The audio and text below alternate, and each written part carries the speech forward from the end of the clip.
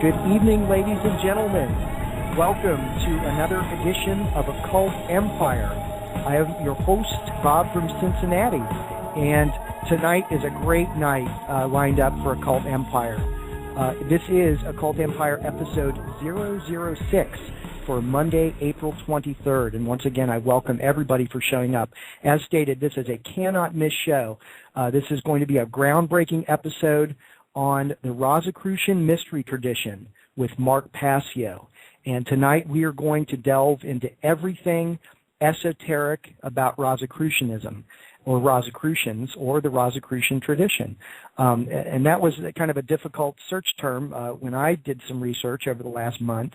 I'd like to preface that the information that I present this evening will be exoteric material, to be sure. And that's why I am so jazzed about this evening, because Mark Passio, for the first time, is going to start to share his information on Rosicrucian, the Rosicrucian mystery tradition, or the mystery school for the Rosicrucians.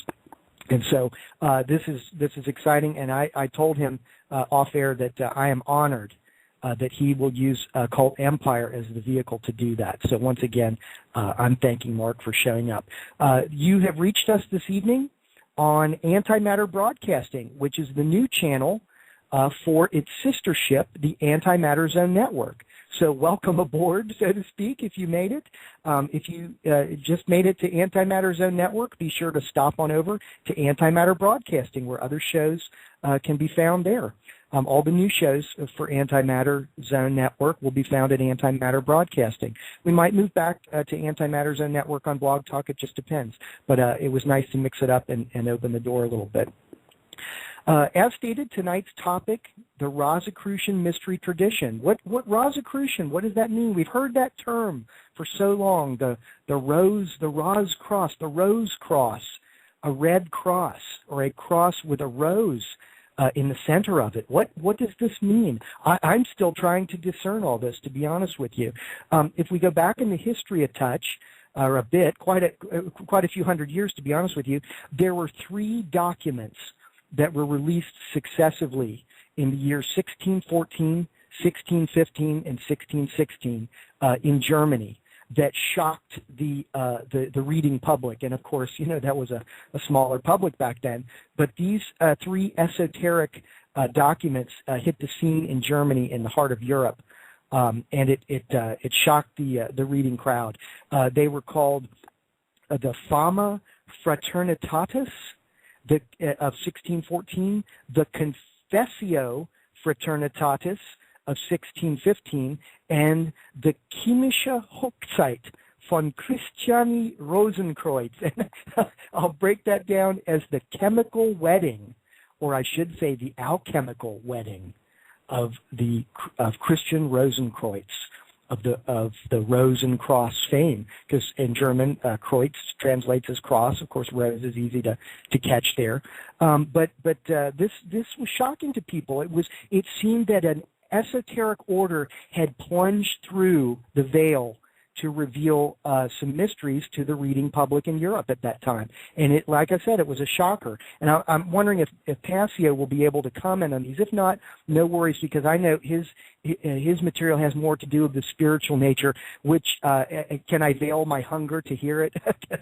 And I'm going to kind of lay back this evening a bit, only interjecting intermittently with the information that I've gleaned to kind of give some historical backdrop to his information. But as stated, I am stoked to hear what Mark has to say.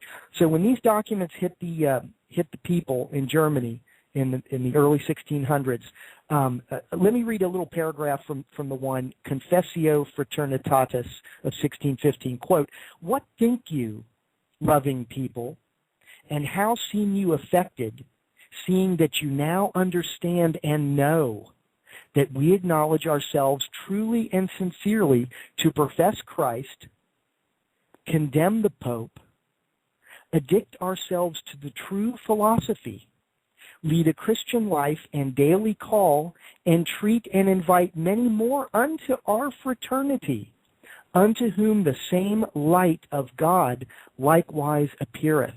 So it was a call out to others to join this hidden fraternity.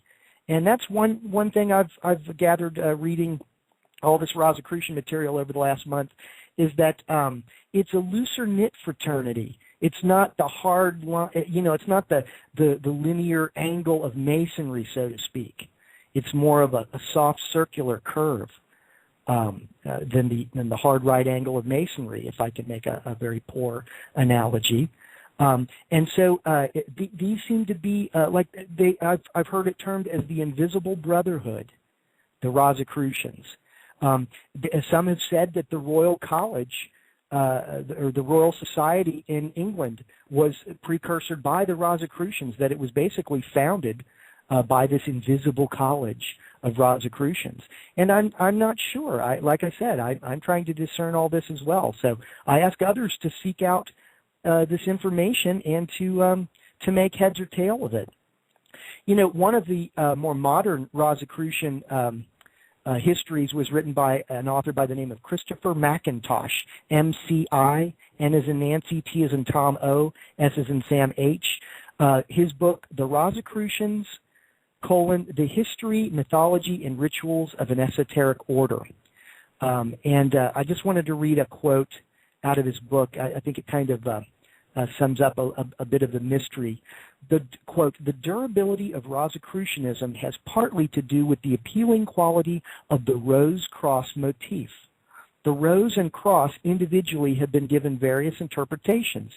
In Christian symbolism, they are sometimes found representing the Virgin Mary and Jesus Christ, as in a prayer inspired by the Litany of Loreto, which refers to the rose as flower of the cross, pure womb that blossoms over all blooming and burning, sacred rose, Mary." So it was, it has a real Christian connotation to it. Now, Mark and I brought up the famed alchemist Carl Jung on the last episode of that we did together, which was Occult Empire episode 003, Mark Passio, Alchemy. And I hope that's a part one. I haven't really had time to discuss it with Mark, but I hope that's a part one, and that we could expand a little bit further. But Carl Jung, the famed alchemist, is written by Christopher Mackintosh, quote, "has shown that the rose is a symbol lying deep in the collective unconscious, which represents the maternal womb," once again the womb theme, "and perfection achieved by balance." Aha! And I'm wondering if that sounds familiar. A balancing of the hemispheres, a balancing of the Kabbalistic pillars to the center, or middle chamber, as my good new friend Frater X, his show is called The Middle Chamber. But the cross, that was my own interjection, quote again, "The cross is an equally deep-seated symbol linked with the tendency for man's inner consciousness to seek fourfold patterns. It appears in mythologies all over the world. In its Christian manifestation, it symbolizes suffering and sacrifice." And I'm wondering if that holds water for Mark. Now, the last piece that I would like to interject before we go into the intermission to pull Mark Passio on, what of the rose cross as symbolized by the arch nemesis of William Cooper, the Knights Templar? Aha, knights in white satin. Oh my gosh, I apologize for singing that to you. But that theme has to do with the rose cross on a white woolen tunic. Yes, a rose cross. And so out of all my reading, I have yet to find a correlation or correspondence or relationship between Rosicrucianism and the Knights Templar. Now, of course, the Knights Templar are, all part of the esoteric mystery, so they have to be connected in some way. But as to the direct connection between the Rose Cross of the Knights Templar and the Rosy Cross of the Rosicrucians, I've yet to find any linkage, and I'm hoping, once again, that Mark might be able to expand upon this. So it is a mystery, and that's why they call it the mystery schools, but I think that the school is coming into session, and it's best that we just bring Mark Passio on. And indeed, the Fire Witch has been summoned back, but this time, instead of the court of the Crimson King, it is indeed the court of Occult Empire. Ladies and gentlemen, I bring back with great pleasure and honor my friend and mentor, Mark Passio. Bob, thanks so much for having me back to Occult Empire. It's a pleasure, as always, to be here. Oh, it is our honor, sir, and pleasure every time. Mark, I made it very clear in my introduction that I am still a fumbling student in the world of the Rosicrucian mystery or the Rosicrucian tradition. And I'm hoping that this evening you'll be able to clarify and expose and expand that rose on that cross that is an enigma to most of us this evening. I hope you can do that, sir. I will do my absolute best to do that, as I will attempt to do in revealing some of the other allegories and symbols of this great mystery tradition known as Rosicrucianism.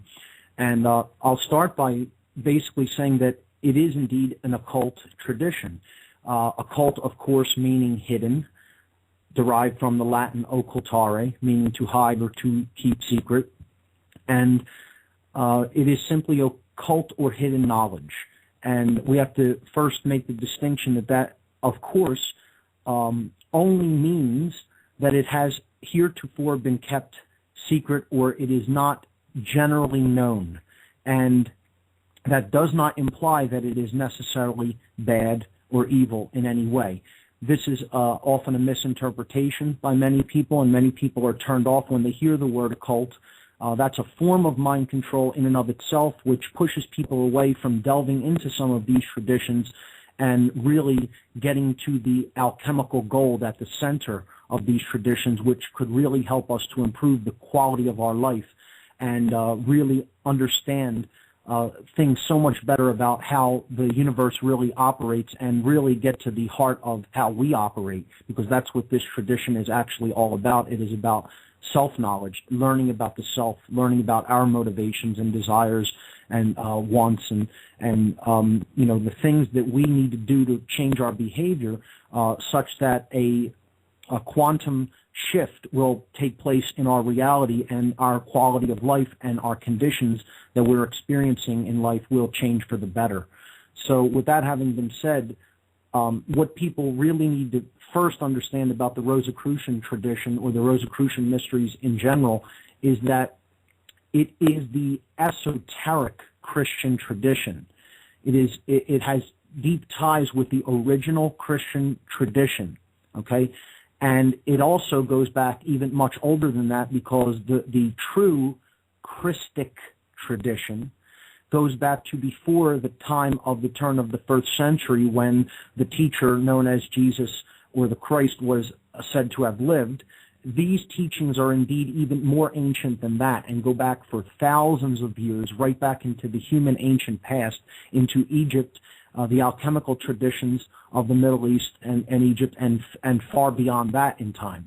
These are ancient mystery traditions that have been taught by word of mouth and by written language as well for thousands of years. And the teacher in the Middle East that people call Jesus and ascribe the Christ consciousness to definitely inspired many of these teachings, and this is the esoteric variation or interpretation of those teachings, not the exoteric. So we have to make a clear delineation between those two concepts. Exoteric is what is told to the uninitiated. It is sort of a cover story, or something that doesn't really hit the bullseye, so to speak. It doesn't get down to the heart of the matter or to the center of the mandala, if you will. It skirts the issue because it is sort of a reservation of the real meat for the people who want to go further into the allegory, into the symbols, and understand what they really mean and what they're really saying about the human condition, what they really say about us. Secondly, you know, exoteric teachings can be used for a methodology of control. You can keep back the real inner core teachings if you are so inclined to do that, and reserve them for only a small, select, or elect group of individuals. And in keeping that esoteric knowledge, the real meat, in other words, you would be depriving other people of knowledge that could serve them and better them and enhance their consciousness, and therefore you would be in a power differential position over them, again, if your consciousness were so inclined to do something like that to information, and therefore you could use that weapon, use that knowledge practically as a weapon against those individuals who lacked it. So that is what the dark usage of occult information is all about. We're going to focus on the light Rosicrucian tradition, how this information can be used to free people, how it can be used to raise consciousness. Okay, so the first thing is that it is the esoteric Christian tradition, and it is dedicated to the true spiritual teachings of Christ consciousness. Okay, rather than religious dogma that has been built up around the story about the man known as the Christ. Okay, that's the exoteric Christian tradition, and that's not what we'll be focusing on here today, because as I've stated very much and repeatedly in my work, and also built my work is of course related to the exoteric Christian tradition, is built upon the work of many others who have labored to expose the astro-theological underpinnings of exoteric religion. We're going to be basically setting that to the side tonight and talking about the esoteric teachings of this occult tradition known as Rosicrucianism. So we have to make that distinction clear.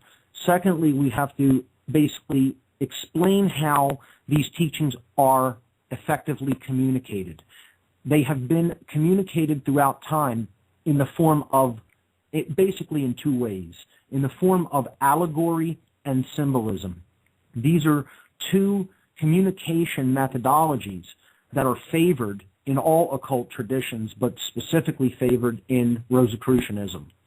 Now, allegory, for those who aren't familiar with the term, is a way of teaching that involves telling people a story, through literature or through word of mouth or by poetry or even pictures, okay? And these stories can be interpreted to reveal hidden meanings or esoteric understandings that have been traditionally reserved for a small select group of people that want to go deeper to the core of things rather than, again, as I've said, skirt the issue and just look on the surface.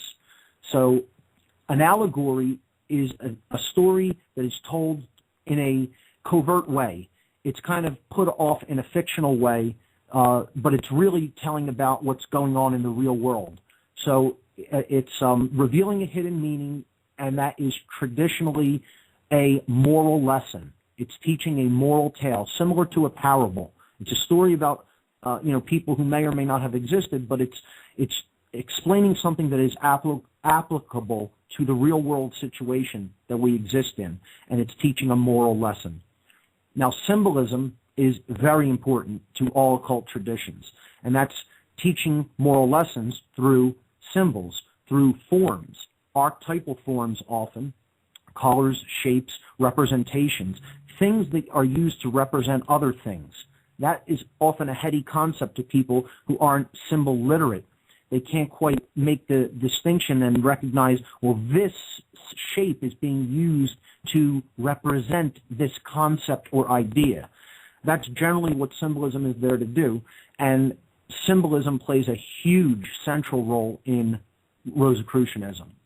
So we're going to look at those two aspects, but I want to tell people what the general overarching point of this tradition actually is.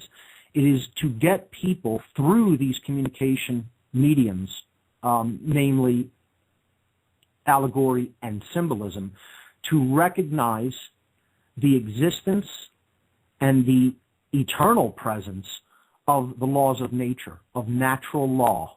Okay, you can call that God's law, you can call that the law of the universe, the law of creation, moral law, okay? and to align ourselves with that. That's what these teachings are there to guide us to do, to understand that there is natural law in place and to align our will with that will of creation, which was not set in place by mankind. Mankind is a part of that creation process, but it is our goal to align ourselves by our willpower with that higher force, that higher will that is directed by natural law. This, of course, really equates to the birth of conscience in another human being. And like other occult traditions, such as Kabbalah or Freemasonry, that is indeed what Rosicrucianism is attempting to convey. It is attempting to convey the definitive knowledge of the difference between right and wrong to the initiate, okay, to the entered apprentice into this tradition, one who wants to learn and is an apprentice under those who have already acquired and do indeed possess that knowledge of those natural laws and the definitive difference between right and wrong, and then can study that information that is then presented either in allegory, symbolism, or even in written tradition, okay, by written works, and then to choose willfully by one's own free will, okay, using their own consciousness, using their own thoughts, emotions, and actions to willfully make the decision to choose the right over the wrong, choosing of right action over wrong action. And ultimately, this entire tradition could be boiled down to a single tenet, which is the same single tenet that the true Christ consciousness teachings have always been about conveying, and that is the golden rule: to do unto others as you would have done unto yourself. Treat others as you would prefer to be treated. It is actually that simple and can be summed up in that regard. Unfortunately, so much is done to obfuscate through the exoteric tradition and lay down all kinds of controls, rules that don't really make any sense to almost put people off from that basic truth that that's what is necessary to be done in order to really change our reality for the better. So let's start by taking a look at some of the symbolism of this tradition. And of course, the rose and the cross is going to be the first thing that people are naturally attracted to because it is, of course, the main symbol of this tradition. So let's start breaking down the symbolism of the rose cross itself. All of the symbolism I'll be talking about, people who may be familiar with other occult traditions will recognize has a symbolic connection to other traditions, such as Christianity, astrology, alchemy, Kabbalah, Freemasonry, Tarot, and many others. Okay? So all of these traditions have similar symbology in them, and there's a reason for that. It's because, like Rosicrucianism, they are all derived from the same basic ancient mystery tradition teachings that have always been there to try to communicate that natural law understanding and the willful alignment to it. So I'll start with the cross, okay, because the rose is the real key to all of it, and I'll leave that for a little bit later. Let's begin with what the cross represents. Of course, people are familiar with the symbol of the cross because it is the main symbol of the exoteric Christian religion as well. But in Rosicrucianism, what the cross represents is basically the physical world. Okay? It represents physical incarnation into the world. It represents that we are having a human experience in a physical domain, but we are spiritual beings having that human experience. The cross is an archetypal symbol. It is often used to represent a central focal point or fulcrum, like a bullseye target or a target, okay? Aim to get to the center of something. And that is what a cross basically represents. It represents the center. And in this case, it represents the center of the self. It is the spinal column or the archetypal world tree. Okay, in Eastern traditions, which Rosicrucianism delves into, but it is sort of like a complementary tradition in the West to Eastern mystery traditions that have traditionally been conveyed in the Middle East, the Far East, China, the Orient, etc. So the Western mystery tradition of Rosicrucianism views the cross as, again, the spinal column, the world tree. Okay, it has been known as in other traditions. Again, in Eastern traditions, the tradition that teaches about the chakras, the energy vortices within the body. This ties into Rosicrucianism when we talk about the etheric body, okay, known as the vital body, which we're going to get to later on, the different components of the constitution of mankind, of ourselves, okay, the different aspects of thought and emotions, the quality of emotions. The cross is the center point of that spinal column, okay, that cross bar that goes across horizontally from the vertical, and it joins in the center to form four arms, okay? That center point represents the center of ourselves, and the center of ourselves is the heart, all right? The heart chakra is the middle chakra in the Eastern tradition. The Vedic tradition teaches about the chakras or the energy vortices within our body. The heart chakra is the very middle. It's the fourth of the 7 chakras aligned on the spinal column. And this balance point, okay, this fulcrum point, the center, has just traditionally been used to represent the generative principle of everything, the point from which everything grows from, okay? It is the creative essence of the individual, the creative essence of all of nature. So that center point is representative of the center of nature and the center of the self. That's why the rose is placed at the fulcrum point. That's why it's in the middle of the cross. It's not at the top, it's not at the bottom, it's in the middle. It's actually at the fulcrum point where the crossbar crosses the upright, okay? So that's what the cross represents.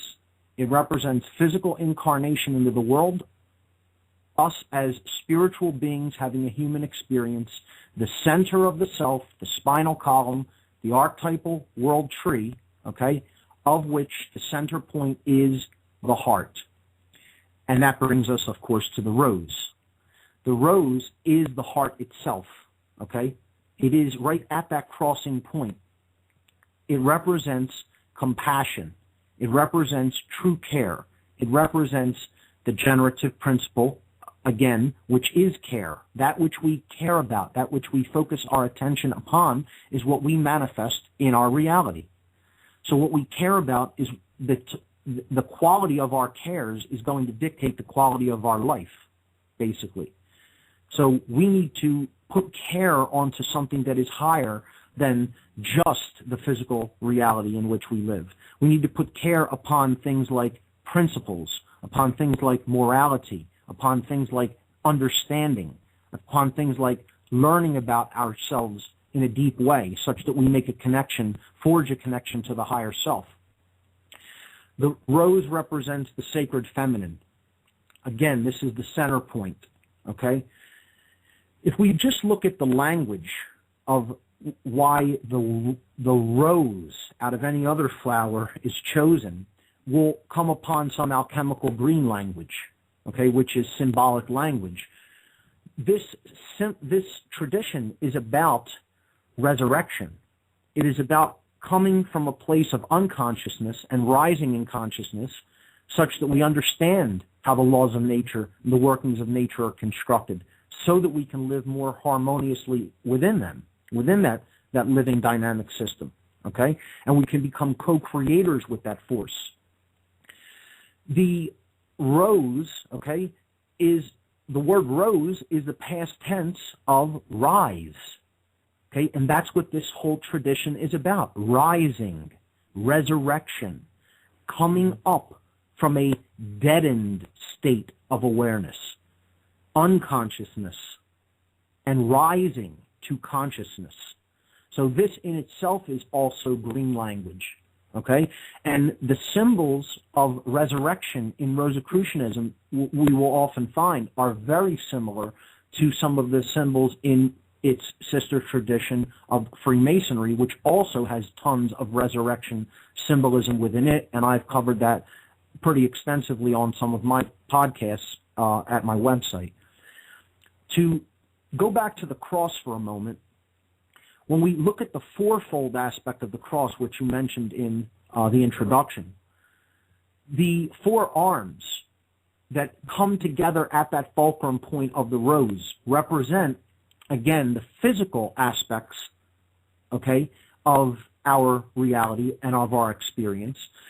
They are the four cardinal directions of the physical world, north, south, east, and west, representing that all are welcome to this knowledge. All may partake of it, none excluded, okay? Everyone from all corners of the world, okay? This is not a secret society as such, as it is often thought of.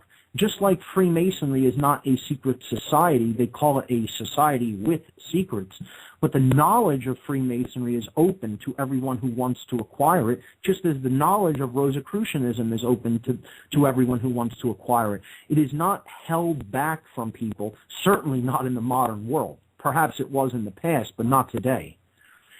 So as such, this tradition is becoming de-occulted, or being taken out of its hiding place and being thrust upon the world, because this knowledge is needed now more than it ever has been, because we're at a critical fulcrum point, or a juncture in history that requires this knowledge to be integrated. Otherwise, humanity is going to face extinction. That's how serious the juncture that we're at in human history.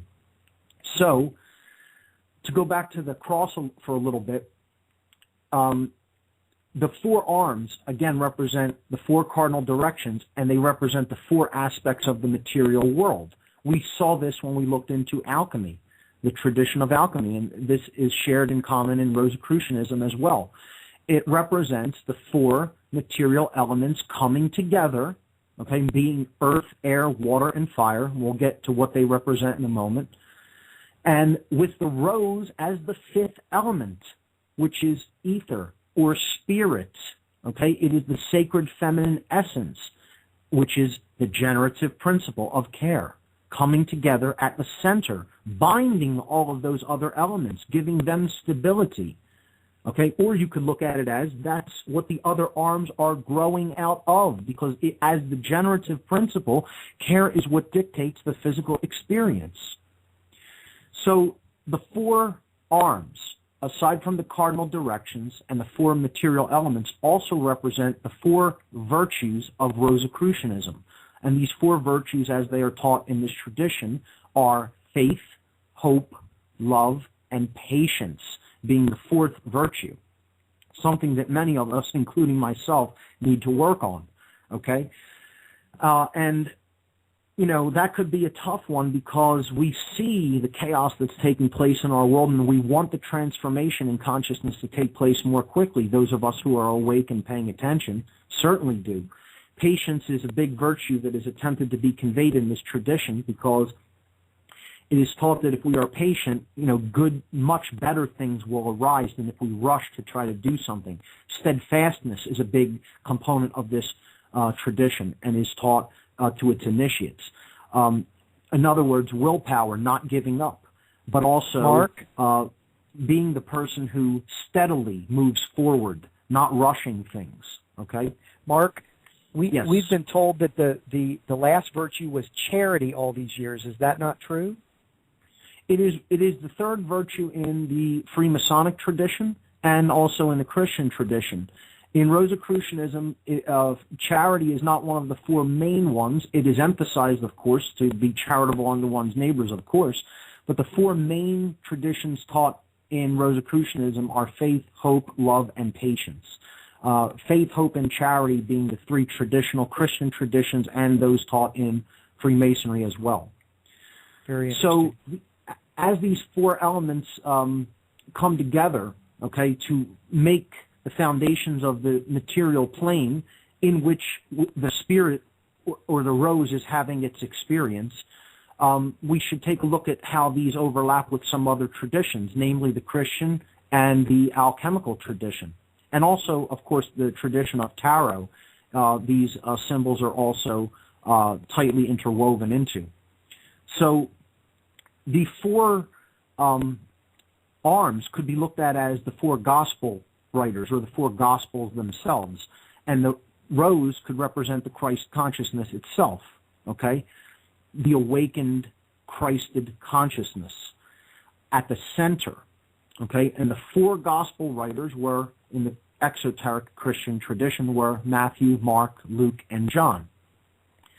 Again, it's all about these four have to be integrated. They have to be brought together and used in harmony with each other, in unison with each other, okay, in a place of balance, all in balance with each other, not any of them neglected, okay?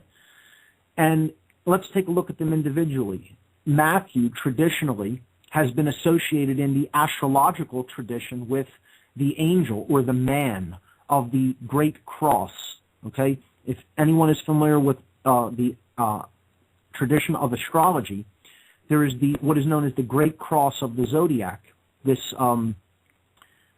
X cross, or in the other Western traditions, it is known as the Cross of St. Andrew, with the solar cross of the plane of the ecliptic and the solstices and equinoxes being represented by the upright cross, like a plus sign. The Great Cross on the zodiac is often represented as an X, a large X, or a crossing, okay, of the galactic center, okay? So this is the cross that is represented by the four fixed signs of the zodiac in the astrological tradition.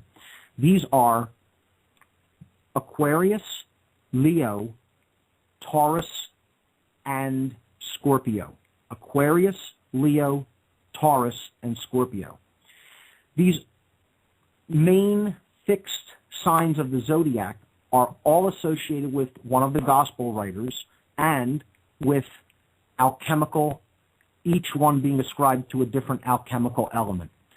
So Matthew, again, is associated with the angel or the man, okay, of the lion, bull, man, and eagle, okay, and we'll see why that is, those attributes. Aquarius, okay, on the zodiac is represented as the water bringer or the man, sometimes depicted as an angel. This is the Matthew arm of the cross of the gospel writers. Aquarius is an air sign. As such, this has a correspondence to the alchemical tradition of air, which represents the human intellect, our thought aspect of our consciousness, thought forms, okay? How we can use our mind, our intellect, to comprehend ideas, to comprehend reality. The mark sign of the cross, or arm of the cross, represents Leo, the lion. This is the alchemical element of fire, okay? So in the astrological tradition, it is Leo. In the tarot tradition, it would be the suit of wands. Just like in the tarot tradition, the Matthew arm of the cross would represent swords, okay? So Mark is lion. He is the Leo aspect of the Great Cross, the fixed sign of the zodiac. This represents fire, or our actions, what we actually do with what we have, with what we know, with our feelings, with how we care, okay? And this is probably the highest of the four physical elements, okay, because it integrates the other three. We have to take in knowledge, and then we have to basically use our care and our resources, but we ultimately must act. We must do something in the physical domain, which is what action is all about, and that's what real wisdom is. It's what we do with what we know. The third arm of the cross and gospel writer connected with the Christ consciousness at the center is the Luke figure, who is represented by the bull or Taurus in the astrological tradition, and in the alchemical tradition, this is a symbol of earth. okay? Earth represents our starting materials, the prima materia of alchemy, okay? It represents what we have, what we're born into the world with, innate qualities, talents, resources, capabilities, okay, that we put to work in the physical world. So we move on to the fourth arm of the cross, and this is the John figure of the gospel writers. This is represented in the astrological tradition by Scorpio, which has traditionally been represented by an eagle due to the Aquila constellation being in Scorpio. So this is a water sign. Water, alchemically, in the alchemical tradition, has been used to correspond to our emotional qualities, our feelings. Okay? So that's the sacred feminine aspect, and that's attributed to water, just as the goddess has always been attributed to water, the moon, and the sea. So that's the feminine part, the aspect that represents care. The goal of the initiate is to unite these four aspects of themselves. These are all aspects of the self. It's our intellect, it's our emotions, it's our resources, innate talents, capabilities, etc., and our actions, okay? And they're to be united in harmony with natural law under higher consciousness, which is what the rose represents, with true care, with the generative principle, or in other words, having the knowledge in hand of how natural law operates such that we are going to willfully co-create with that force and as such create order and not create chaos and self-inflicted suffering. Now, that's the basic symbolism of the main symbol of the Rose Cross. You'll notice that 4 is an essential element, okay, is an essential number in this, and also that 5th element being at the center, okay? That 5th element, the quintessence, the spirit, the sacred feminine, true care. That's what that rose represents. You'll often see each arm, the end of each arm of the cross depicted as sort of like a 3-leaf clover with 3 petals at the end of each arm. This number 3 is also very important in Rosicrucianism because we recognize the triune nature of the self as well, namely our thoughts, our emotions, and our actions. Again, resources, mainly in the physical world, aren't part of that traditional triune nature. Thought, emotion, and action is what the aspects of consciousness are actually entail. But we need to employ what we have at our disposal in the physical domain as well. That could be, money that we might have, or situations in life that we might be privy to, okay? Or again, as I've said, our capabilities. I might be a good communicator. Someone might be a good teacher. Someone might be a good artist. Someone might be musically gifted. These are all things that need to be brought to bear to perform the great work of helping to elevate other people to a greater understanding that is greater than themselves, that is the understanding of how this universe actually operates and how we should willfully choose to operate within it, again, to better our experience, to live in harmony with natural law and not create self-inflicted suffering for others or for ourselves, okay? For not only for ourselves, but for everyone else in the world as well. It's a shared experience that we're all collectively co-creating. So we could take a look at some of the orders of this tradition, but I don't want to spend too much time on that. I want to get to the allegory. I want to get to who Christian Rosicrucian was, his story, the allegory that is put forward in some of the Rosicrucian manifesto documents that you mentioned. We'll look at Fama Fraternitatis, which is the discovery of the fraternity. We'll look at the Confessio Fraternitatis, or the creed of the fraternity. We'll take a look at the chemical wedding of Christian Rosicrucian. We'll look at these briefly and just try to help people to understand what these allegories are all about. And hopefully that will encourage them to read them on their own and look deeper into them for the hidden symbolism, the hidden allegories that are contained therein. I also want to look at two of the...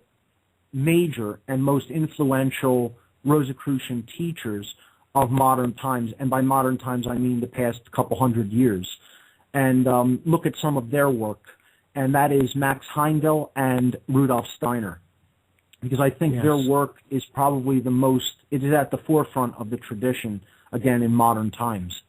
So if we look at some of the more influential orders that have taught Rosicrucianism over the years, we can look at orders like Fraternitas Rosicrucis, which is the oldest Rosicrucian order in the United States.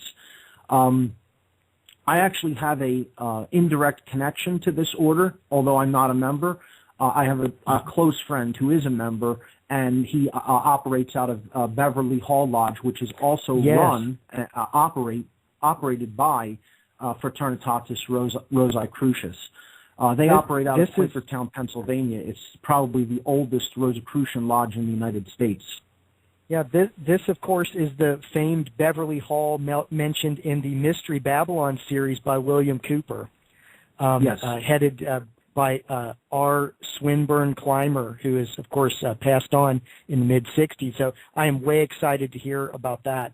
Mark, before we move on, if I may, speaking of Mystery Babylon, in the series, Bill Cooper, if I can just quote him, he commented on the cross of the Rosicrucians, and hammered onto the crucifix itself, being the good Catholic that you were in your upbringing, I'm sure. The phrase was INRI, I-N-R-I, and that's right. And here's Cooper's quote. It says, quote, I-N-R-I, or INRI, in effect, Jesus Nazarenus Rex Judaeorum, which means, quote, Jesus of Nazareth, King of the Jews, end quote. And then continuing his quote, the inscription which was placed upon the cross of the Savior. In the Philosophical Lodge, and he's speaking of Beverly Hall, the Rosicrucians that you're speaking of. Right. In the Philosophical Lodge, they represent fire, salt, sulfur, and mercury. Here we go back to alchemy.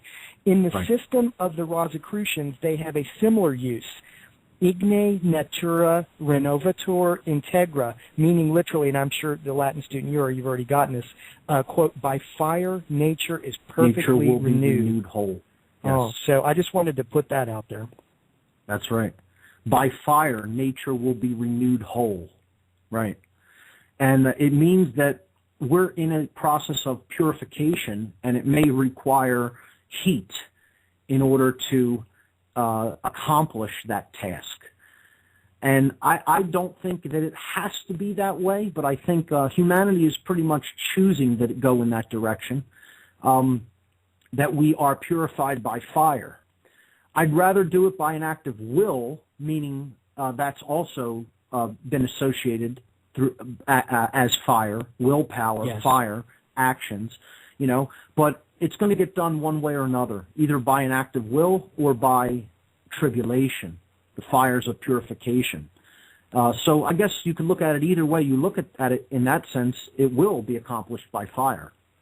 So that is the esoteric interpretation of INRI, as opposed to Jesus Nazarenus Rex Judaeorum, which is Jesus of Nazareth, King of the Jews. That's the exoteric interpretation.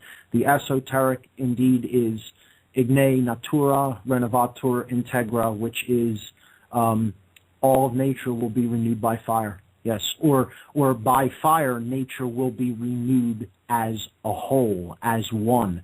In other words, to come back to the point of oneness, fire is required. And again, you can look at that two ways. If we willfully align ourselves with natural law, the will of creation, then it will be done in an act of our own will, which has traditionally been corresponded to the element of fire, will. If we don't use our will, it's going to be done by tribulation, by literal burning or suffering, okay? And eventually we will see the error of our ways once we suffer enough, and then decide to come back up from that torturous descent into a hellish domain of our own making. I would much rather it happen through an act of our own will, through conscious co-creation and our own individual wills aligning with the divine will, or the will of creation, okay, with natural law. It would be a lot less painful of an experience for sure. But that, again, is a choice that is up to humanity to make. And we make that choice as individuals. And then those individual choices become, I guess you could say, amassed.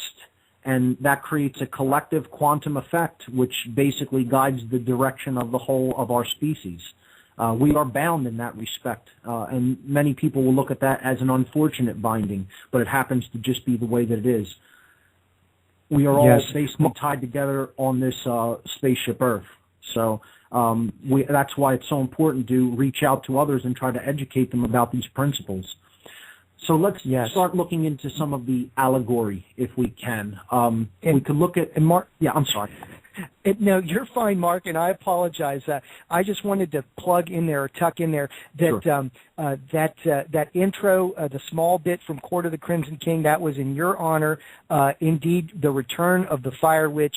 A Fire Witch in the ancient tongue is known as an alchemist, and you are a faithful steward of alchemy, assisting others on our progress, and mine in particular, as we try to reach higher stages of consciousness.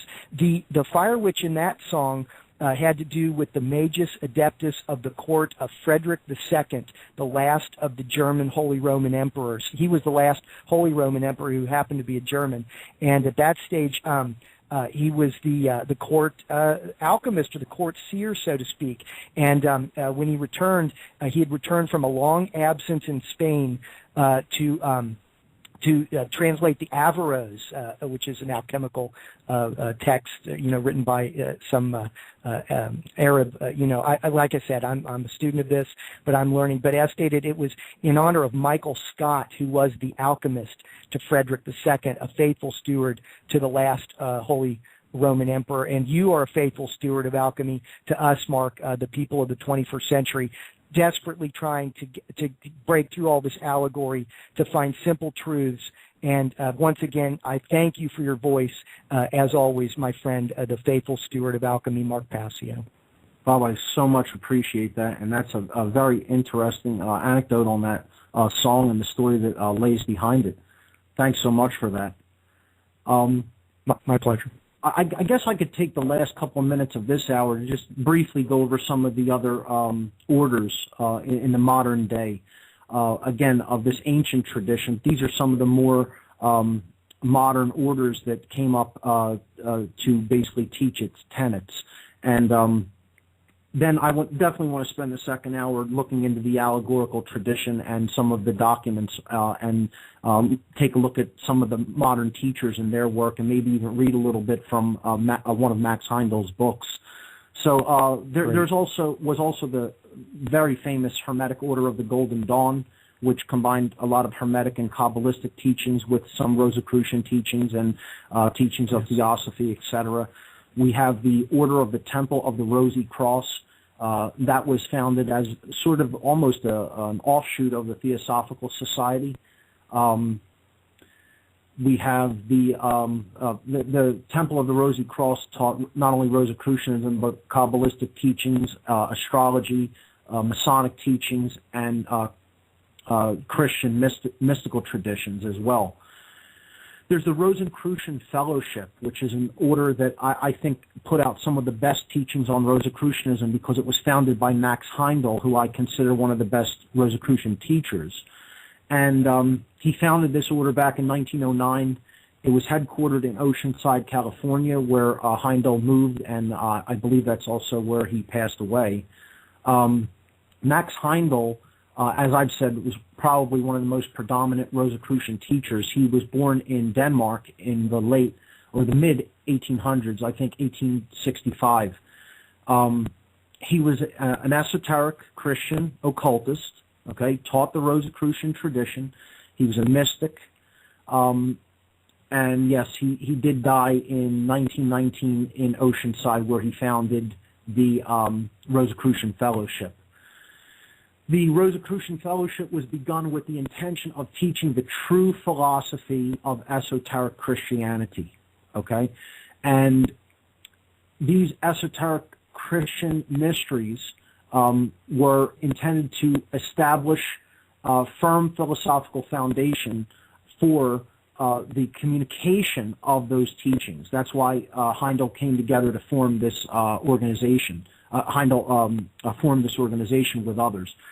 He also wanted to establish a common meeting ground for people who were like-minded to him and also were into these studies, and a place for them to come together to basically communicate those ideas and basically prepare others through developing themselves, working upon themselves to come to a place where they would truly be of service to humankind through the communication of these teachings. So I think it's probably the most influential Rosicrucian sect or order of the modern times, personally.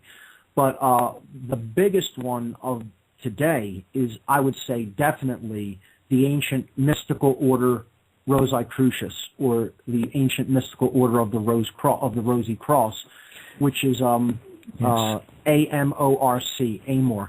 It's named for short as its anagram. Yes. Before we move on to AMORC, Mark, can I comment on Max Heindel? Absolutely.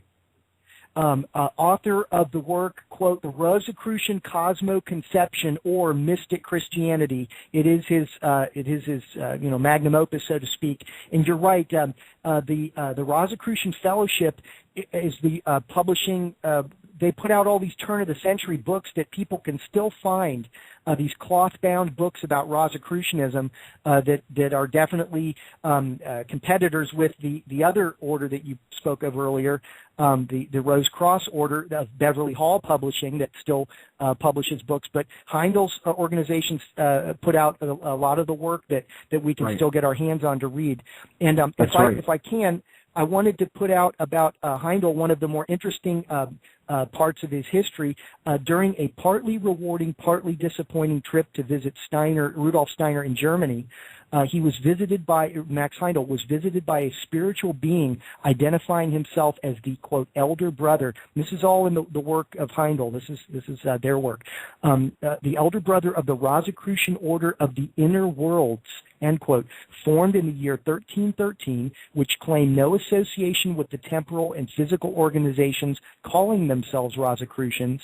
Heindel was given instruction on how to travel to an area between Germany and Bohemia, which is what we would call Czechoslovakia or the Czech Republic now.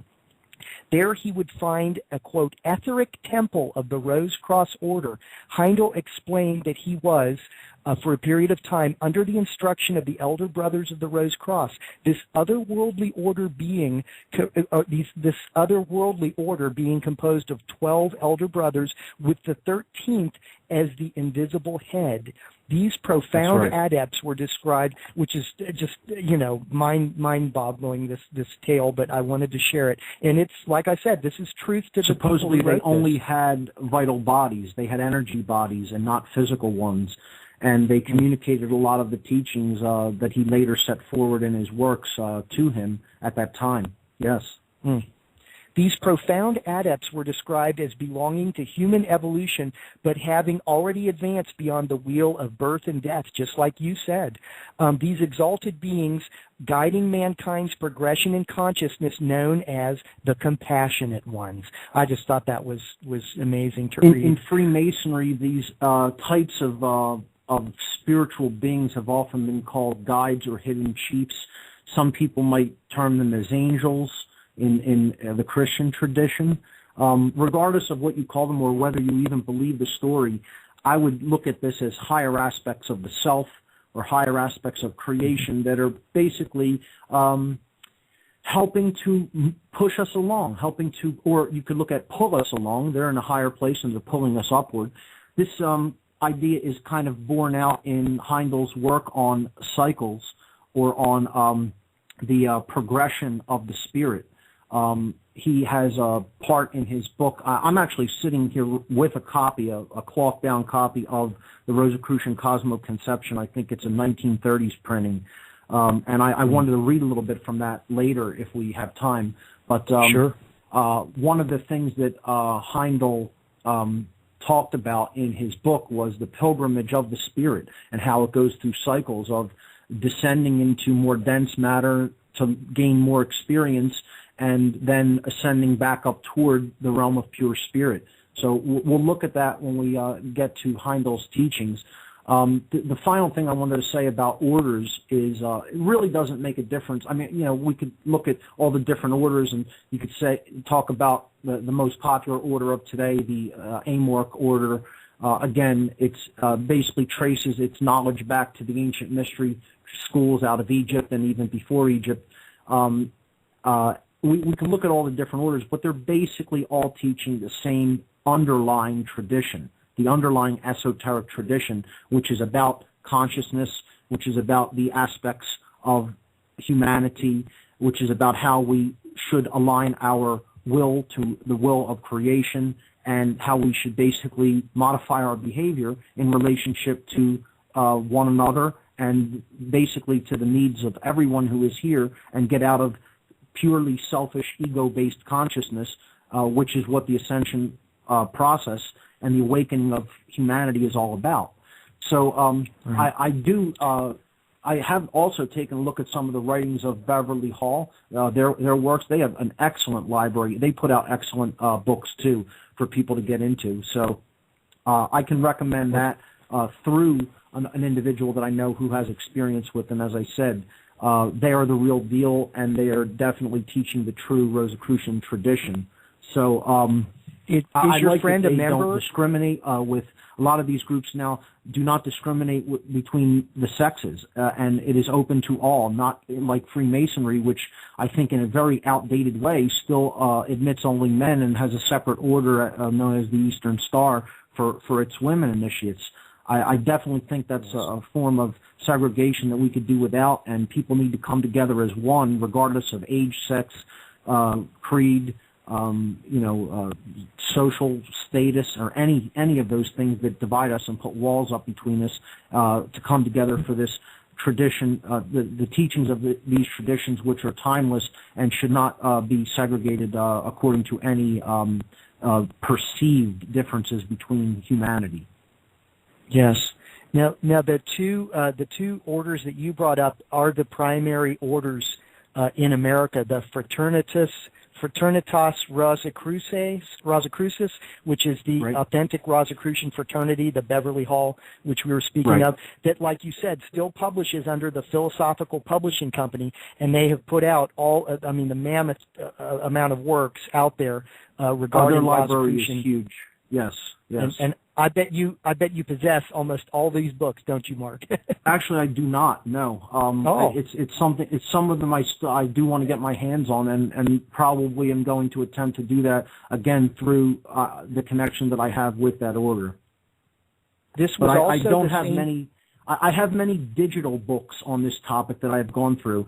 As far as finding physical copies of them, I have a few, but not as many as one might think. I do a lot of digital reading, so I do have a ton of them loaded on the devices that I have as EPUB ebooks or as PDF documents. And again, I make a lot of them available with the drive full of knowledge that I make available.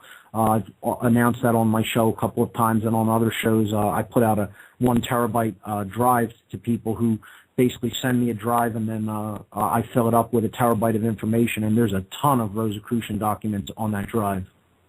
Yes, the ARC that you offer on your site, whatonearthishappening.com. And so if people are interested in your collection of knowledge, you very kindly put it on or they send you the drive still? Do they still send you the drive and you place all the information on it? That's right, and send it back, yes.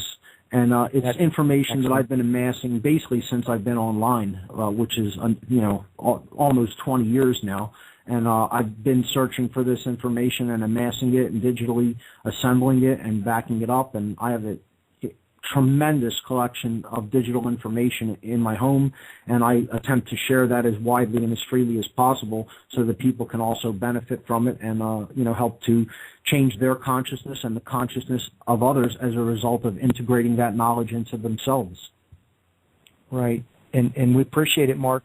You know, now the Rosicrucian order that your friend is a part of or familiar with up there, like you said, yes, just out of Quakertown, PA, a very interesting little collection of buildings dotted with pyramids, small pyramids around the property, and this was the home of the Rosicrucian order, Beverly Hall, etc., philosophical publishing, etc.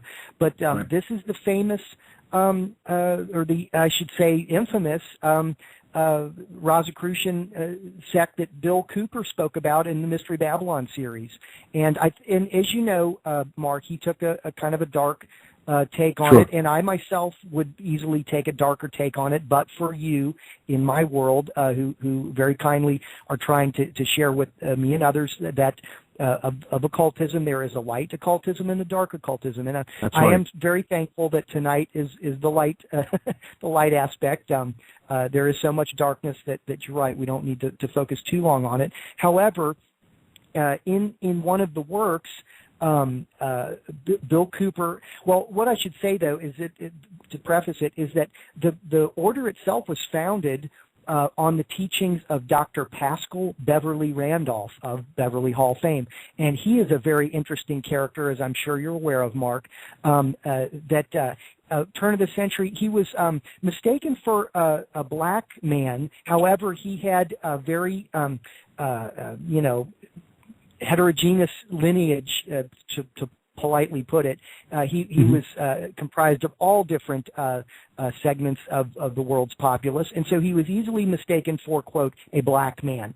And in the mid-1800s, it was kind of tough to be an intellectual black man and to try to share your work. And one of his more interesting works had to do with sex magic. And at the time, in the that was just like, way unheard of. I mean, one of his contemporaries was Blavatsky, Madame Blavatsky of Theosophy, and she had nothing nice to say about Dr. Paschal Beverly Randolph. But what I think is really interesting, even to this day, the website of this Beverly Hall organization of Rosicrucians can be found under www.soul.org, O-R-G as in George. And in the preface of it, of the website, they mention that Dr. Randolph and also another Rosicrucian named Hitchcock or something like that. But the other founding council member was Abraham Lincoln, who was a friend of Dr. Randolph's and a founding member of this Rosicrucian order of the council. And I think that is amazing and unheard of. In fact, Dr. Randolph, to connect it, Dr. Randolph was one of the funeral cortege riders in the train to carry Lincoln's body to its final burial place. At one stage, he was asked by a very rude member of the party to leave the train because he was, quote, black. And he very politely left the train, not as to cause a commotion. Back to you, Mark. It's amazing. When you look into history, you will find that so many influential people had connections with occult orders and were occultists themselves. So they know how powerful this information is. They know that it's all about how the universe really works, And the final thing I'd just like to say about the Beverly Hall order is I have perused some of their materials, and I have looked at the library that they're making available. And from the information that they are putting out, it's difficult for me to accept that information is being used in a dark, occult way, because it is a very high consciousness, so far as I can tell from having looked at it, and it definitely corresponds with attempting to communicate natural law principles to people. So my friend is also very wary of anything that would be used for dark purposes and is of high consciousness, and I don't believe that he would get involved with a group that was looking to subvert human consciousness and put us into deeper bondage.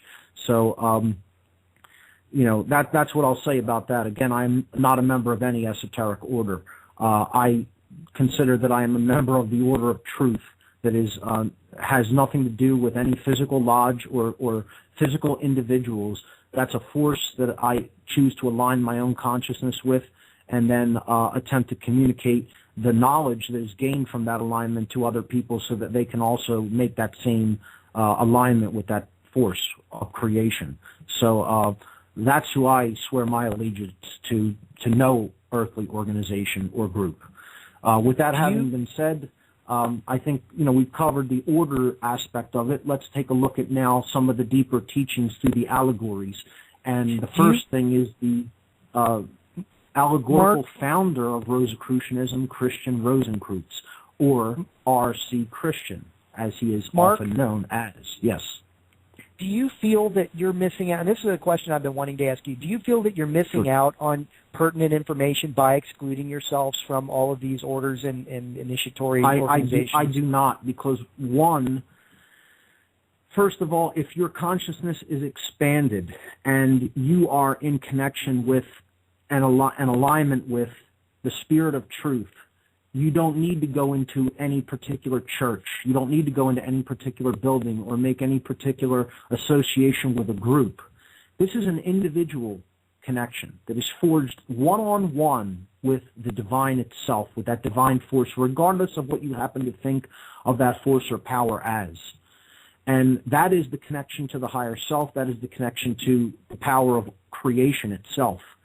I don't believe that any particular earthly path or any particular earthly affiliation is necessary to forge that connection. That is our birthright as beings that exist in this creation. And that can be done by everyone who expands their consciousness and exerts their will enough to make that, to forge that connection on a one-to-one basis. That's my answer to that. Thank you, Mark. And I step back with that answer. Thank you, sir. So let's look at Christian Rosicrucian, okay? This is the allegorical founder of the Rosicrucian tradition, okay? And the name tells the message. He is Christian Rosicrucian, Christian Rose Cross. Okay, some people will say Christian RC, or they'll put the RC at the beginning and say RC Christian. For those of you who may be familiar with the Georgia Guidestones, which I do believe are works of dark Rosicrucianism, the individual who erected that monument was named R.C. Christian. This is a direct allusion to the allegorical founder of Rosicrucianism, Christian Rosicrucian. So this was a tongue-in-cheek message encoded into the Georgia Guidestones, and I do not believe it was done by a light Rosicrucian, and I'll just leave that at that. So Christian Rosicrucian is not an actual historical figure. He is an allegorical founder because he is the soul who has set off onto the journey for truth and higher consciousness. He is the archetypal entered apprentice or initiate into the tradition of higher knowledge, okay? He represents the desire to go forward. He represents the spirit of evolutionary progress in consciousness, okay? He is the force of evolution. He is also the generative principle, okay? The thing that is driving evolutionary progress is ultimately what we care about. We're in a stage now of epigenetic evolution. That means beyond the physical, beyond the genes or the genetic, the physical aspects of evolutionary movement, okay? We are at the point where now the decision that needs to be made is ours as to how we are going to progress in our evolutionary development. Are we going to willfully align ourselves with the forces of nature, with natural law? Are we going to willfully align ourselves to right, willfully align ourselves to morality and conscience, okay? And therefore turn ourselves through an act of our own will into conscious co-creators of our reality. Because we're always co-creating our reality, whether we know it or not. Most of us happen just to be unconscious of it because we haven't decided to take on the personal responsibility of using our will power, okay, to take on the knowledge of right and wrong, to take on the knowledge of natural law and align ourselves with it, and then make the reality that we want to see happen for ourselves by choosing, willfully choosing, the right action over the wrong action. Too many of us want to abandon that personal responsibility and hand it off to another that we just listen to and follow them, and therefore we're not really exercising conscience. Therefore, we're not really aligning ourselves with natural law, and therefore we're not really co-creating our reality with the force of consciousness itself, with the force of truth and natural law itself. And until we step up and take that responsibility, we're not going to become co-creators with that divine force. And we're going to experience a lot of self-inflicted suffering as a result of being unconscious co-creators under natural law. So that's what really the Christian Rosicrucian allegory is about. It's about that force that wants us to step up and take the reins and become conscious co-creators, evolving ourselves, driving our own evolutionary force through an act of will. That's what the occult teachings have always been about.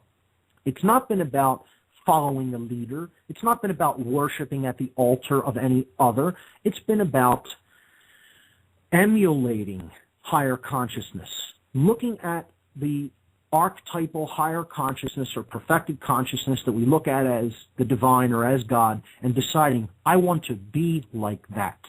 Okay, so that's what we have to see the Christ consciousness as. We can become like that. We can emulate that. We can take that on in our lives and act like that. You know, I don't think that the figure of Jesus, whether it's allegorical or if he existed as a historical figure, regardless of what you believe in that capacity, wanted us to worship him and just follow what he said. He wanted us to look at what he said, decide whether it was right, whether it was true, whether it was beneficial to all of us, and decide that we wanted to enact that way of being in the world through an act of our own will. Whether we wanted to consciously choose, yes, this is how I'm going to live. This is how I'm going to be in the world. You know, and emulate his decision to do that. That's the decision that being made, that great teacher made. He wanted us to emulate that more than anything else, not to fall down at his feet and worship him and make a religion out of him, you know, centered around him. He wanted us to say, what was I saying? Look at what I said. Look at how I lived. And then do that. Do that by an act of your own will. Live like that, deliberately, consciously. So that's the Christian Rosicrucian, as the allegorical founder of this tradition, is the allegorical Christ. He is the Christ consciousness, just like Hiram Abiff is the savior figure or Christ consciousness in Freemasonry. Okay? So the story of Christian Rosicrucian is told in the manifestos of the Rosicrucian order. And you mentioned them in the introduction to the show. We can look at what Christian Rosicrucian's journey was when we take a look at the Fama Fraternitatis. As Bob said earlier, this was basically put forward in 1614. The Rosicrucian order had, of course, existed for at least a few hundred years before that. And as I've said, this is an ancient tradition that goes back for thousands of years, really, the teachings.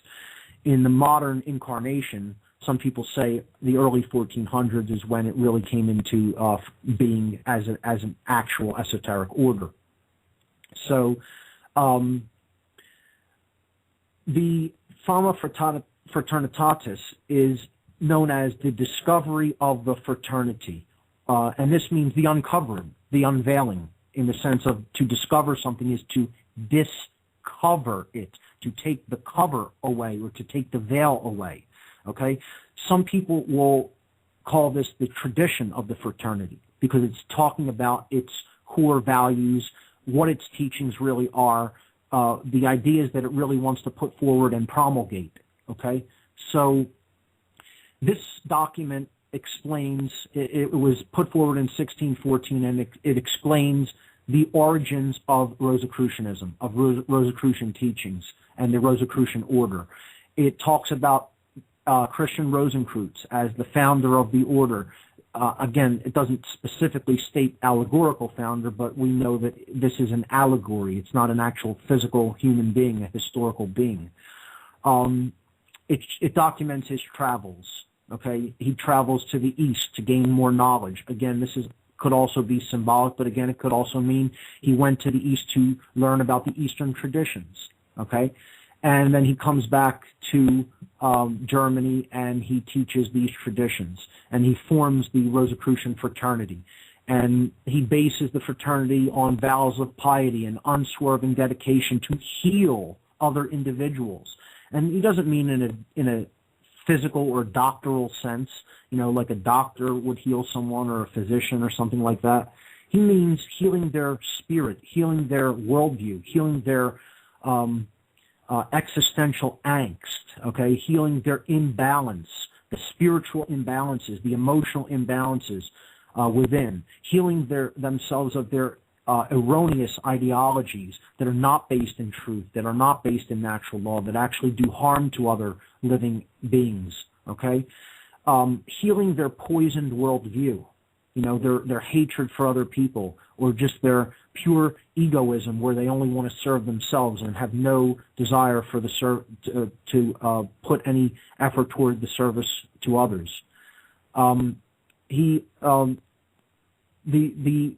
In the Fama Fraternitatis, Christian Rosicrucian also basically forms this building. Okay, he called it the Sanctus Spiritus, the house of the Spirit. Okay, the sanctuary of the Spirit. This is kind of an allegorical correlation to the Temple of Solomon in Freemasonry. It really represents the self. Again, this is an allegory. It's a tale that's basically using symbolism and representations, one thing representing something else. Okay, so this temple, this Sanctus Spiritus, or the house of the Spirit, is the temple of the self. And we need to put the same care that Christian Rosicrucian used in filling that temple with knowledge, to fill ourselves with knowledge, with information about our higher selves. Okay? So, it's an allegorical correlation to, in Freemasonry, the Temple of Solomon. Okay? It's the self. It's the house of the self. The temple within man, as it has been called. The death of Christian Rosicrucian is basically recounted, and how he passed on information through word of mouth to others and basically formed a tight-knit unit that would then pick their successors in the order and hand down the teachings through books, allegorical teachings, and communication by word of mouth. The orders were given to keep the order secret for 100 years and then to come out and openly teach in the light of day. Presumably because perhaps it may have been too dangerous to come out directly in that time period. That's one possible explanation. Another possible explanation is that the people were just too underdeveloped consciously and spiritually to grasp the teachings until they had planted small seeds, and then be able to work them up to a higher level of consciousness such that they could even grasp the teachings to begin with. And even today, there are many people who it would be difficult to put these gems before of these teachings, because they're so willing to slap them right out of your hand in their ignorance, because they've not really ever exercised the mind. They've not really ever exercised the spirit, the emotional qualities within themselves, and the intellectual capacities that they carry. And they're very underdeveloped, just like someone whose muscles have atrophied in the physical world. Who are not ready to pick up large weights. Okay, it's the same basic principle. So it's a stepwise progression, and that was hinted at in the Fama Fraternitatis, that many would not be ready to hear this, just that they weren't in the story of Christ. Were not ready to hear his teachings, and so put him to death in a painful way. And again, this is allegorical. Trying to communicate the truth to someone is a battle. Trying to communicate the truth to someone often makes you hated, because they want to stay in their level of ignorance, and they want to stay in their level of not accepting personal responsibility. They subconsciously know that ignorance is equated with the lack of responsibility. And that's why we don't give children totally responsible positions until they have grown up and learned and understand more about how the world works. Then they can come into a position of responsibility. But, you know, spiritually, it's as if humanity wants to remain eternal cosmic infants and don't want to develop any responsibility by way of taking on knowledge unto themselves. So that's hinted at in this document, but basically it's saying that the fraternity needs to communicate these teachings. That's what they're charged with doing. And that's their great work. That is their task. That is their labor of love, so to speak. Okay? So we could look at the death of Christian Rosicrucian and how he was buried in a sarcophagus at the center of this crypt. And they put all these writings on the crypt. Okay? And his body was said to have been discovered again by an initiate of the order 120 years after his death, and he did not decay at all. You know, he was perfectly preserved, and his flesh did not actually decay as it usually does after death. This is also an allegory for saying that these teachings are basically eternal for the most part. They are basically truths about how nature works, and they will not really degrade with time. Okay, you could teach them now, and they'll be as valid now as they'll be as valid 1,000 years from now as they are right now. And the inscriptions, I'd like to just briefly take a look at these because these are really this along with a couple of other basic tenets are the real meat of this document and the real core teachings that are attempting to be communicated allegorically. So on the crypt of Christian Rosicrucian is written 4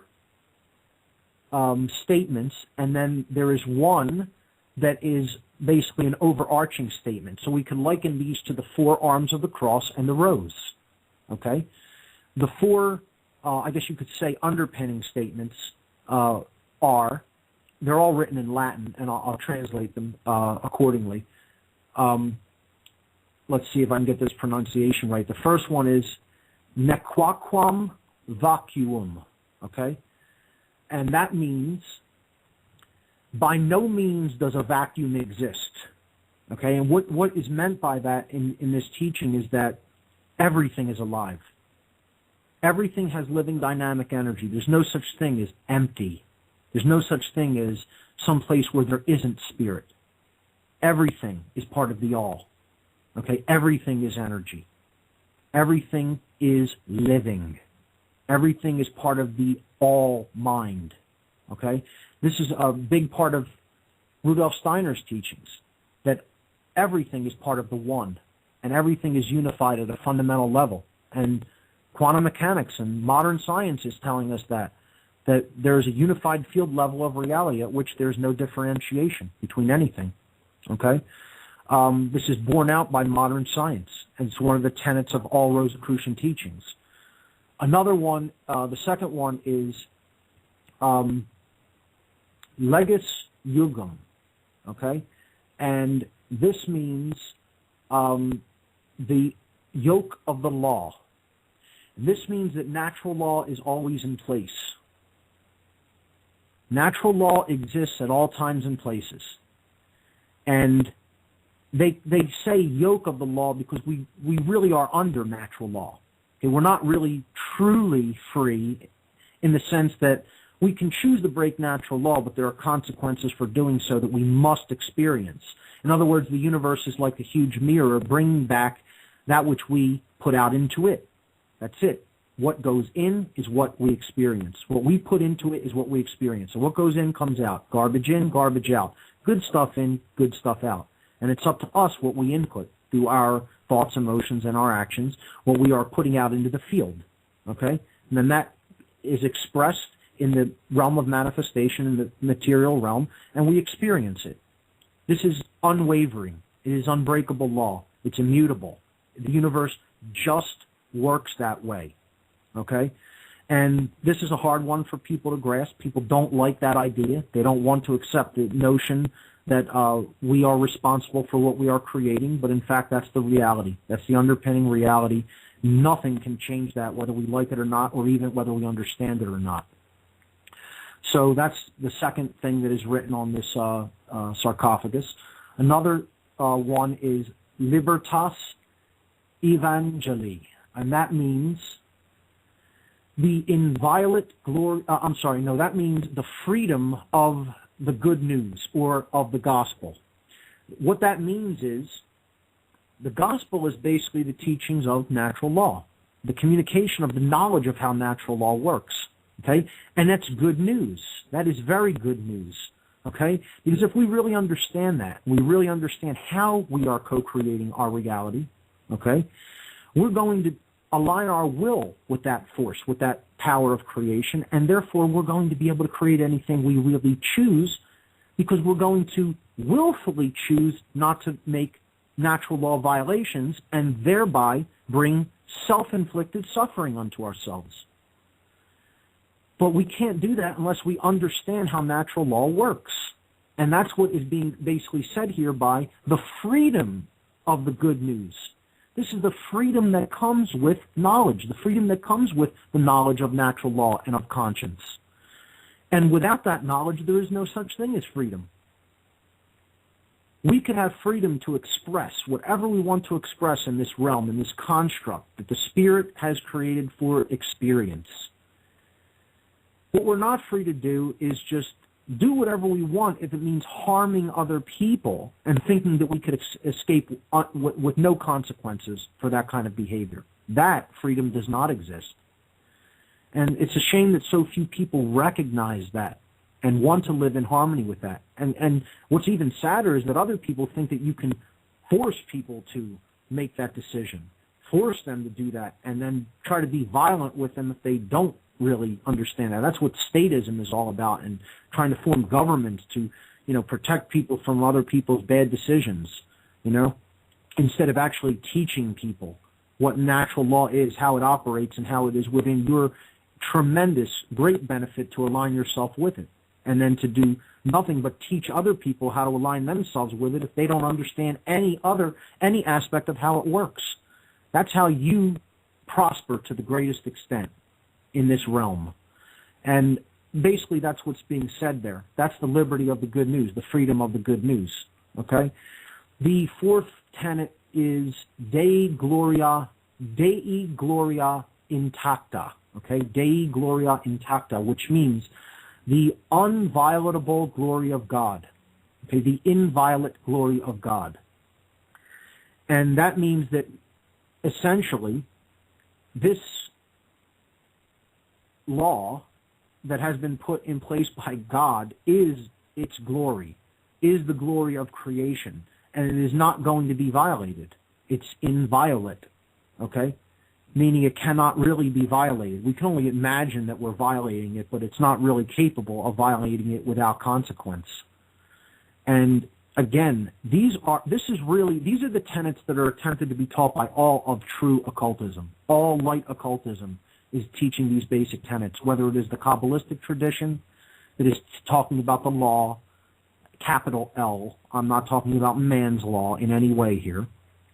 Whether it is the Rosicrucian tradition, the tradition of Freemasonry, the Tarot tradition, which is an extension of the goddess tradition and the goddess mythos, the alchemical tradition, or any other. Okay? These are the same basic tenets. The fifth thing that is written, and is actually written around the sarcophagus, is Jesus mihi omnia, which means Jesus is everything to me. Okay? The Christ consciousness is everything. Without that, there is nothing. Okay? So this is why it is at the heart of the cross. This is why it is the rose, the precious flower, the flowering of human consciousness, the flowering of the spirit, the eternal aspect of us, okay, our true nature, the higher self, the sacred feminine, true care, all of those things, however you want to look at it, from whatever aspect that you want to look at it, is the Christed consciousness, okay? And That's why this is the fifth element, not part of those other four, which talks about the law and the physical reality in which we live, okay? But this is the spiritual aspect, and as such, it is the quintessence or the fifth element. And those are four very powerful statements if they're properly understood.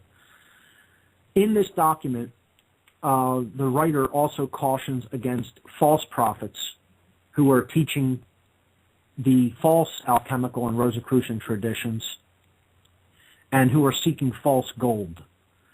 And that means like the literal transmutation of metals, trying to manipulate things so that you get more in life, okay? The alchemical tradition, as we have already talked about, is not about the literal transmutation of base metals into gold, but the base elements of the human spirit and psyche into higher elements or alchemical gold, higher states of consciousness. That's what alchemical gold is. This is the Rosicrucian concept of gold as well. It is the sun, it is the light, the way, the truth, the life, okay? It is the Christed consciousness, okay? It is one who has unified their thoughts, their emotions, their actions, and they come to a place of unison where there is no contradiction. As one thinks, so one feels, and so one acts, okay? You don't choose to do something that you know is wrong willfully. You don't say that you know something, but then do something different than that. What you know and feel and speak is how you live. That's what that consciousness is about. So that's alchemical gold. And the document warns about the seeking of false gold for profit, worshiping at the altar of Mammon, of the god of profit, okay, and, profiteering off of other people, and, just the ego-bound consciousness of, I will only do this if there's profit involved. What's in it for me, Another aspect of this teaching, which comes down in this document through the Latin language, is a phrase, aureum nisi quantum aurum, which means no amount of gold for gold. And that is seemingly a contradictory statement, but what they're basically talking about is you can never offer me any amount of worldly gold for alchemical gold. Alchemical gold is worth more than all of the gold, physical gold in the world. So no amount of gold, meaning false gold, or worldly gold, for gold, meaning alchemical gold, or higher consciousness. Very powerful statement, again, if it's properly understood in its allegorical context. That's the Fama Fraternitatis. Let's look at the Confessio Fraternitatis. So I want to get to some of the works of some of these great modern teachers. The Confessio Fraternitatis, I won't spend a lot of time on. It is basically a further explanation of some of the goals or the teachings of the Rosicrucian tradition. It is known as the Creed of the Fraternity, and it conveys a deep sense of urgency at this time in history to begin to take corrective measures and change ourselves, okay? We need to make a change when it comes to human consciousness and to awaken to the Christic teachings, the teachings that help to elevate us to this Christed level of consciousness, and to embrace the understanding of natural law and most of all of the golden rule of treating others as we would be treated.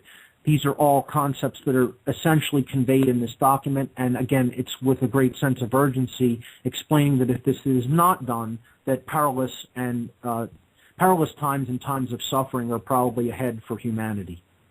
That's the Confessio Fraternitatis.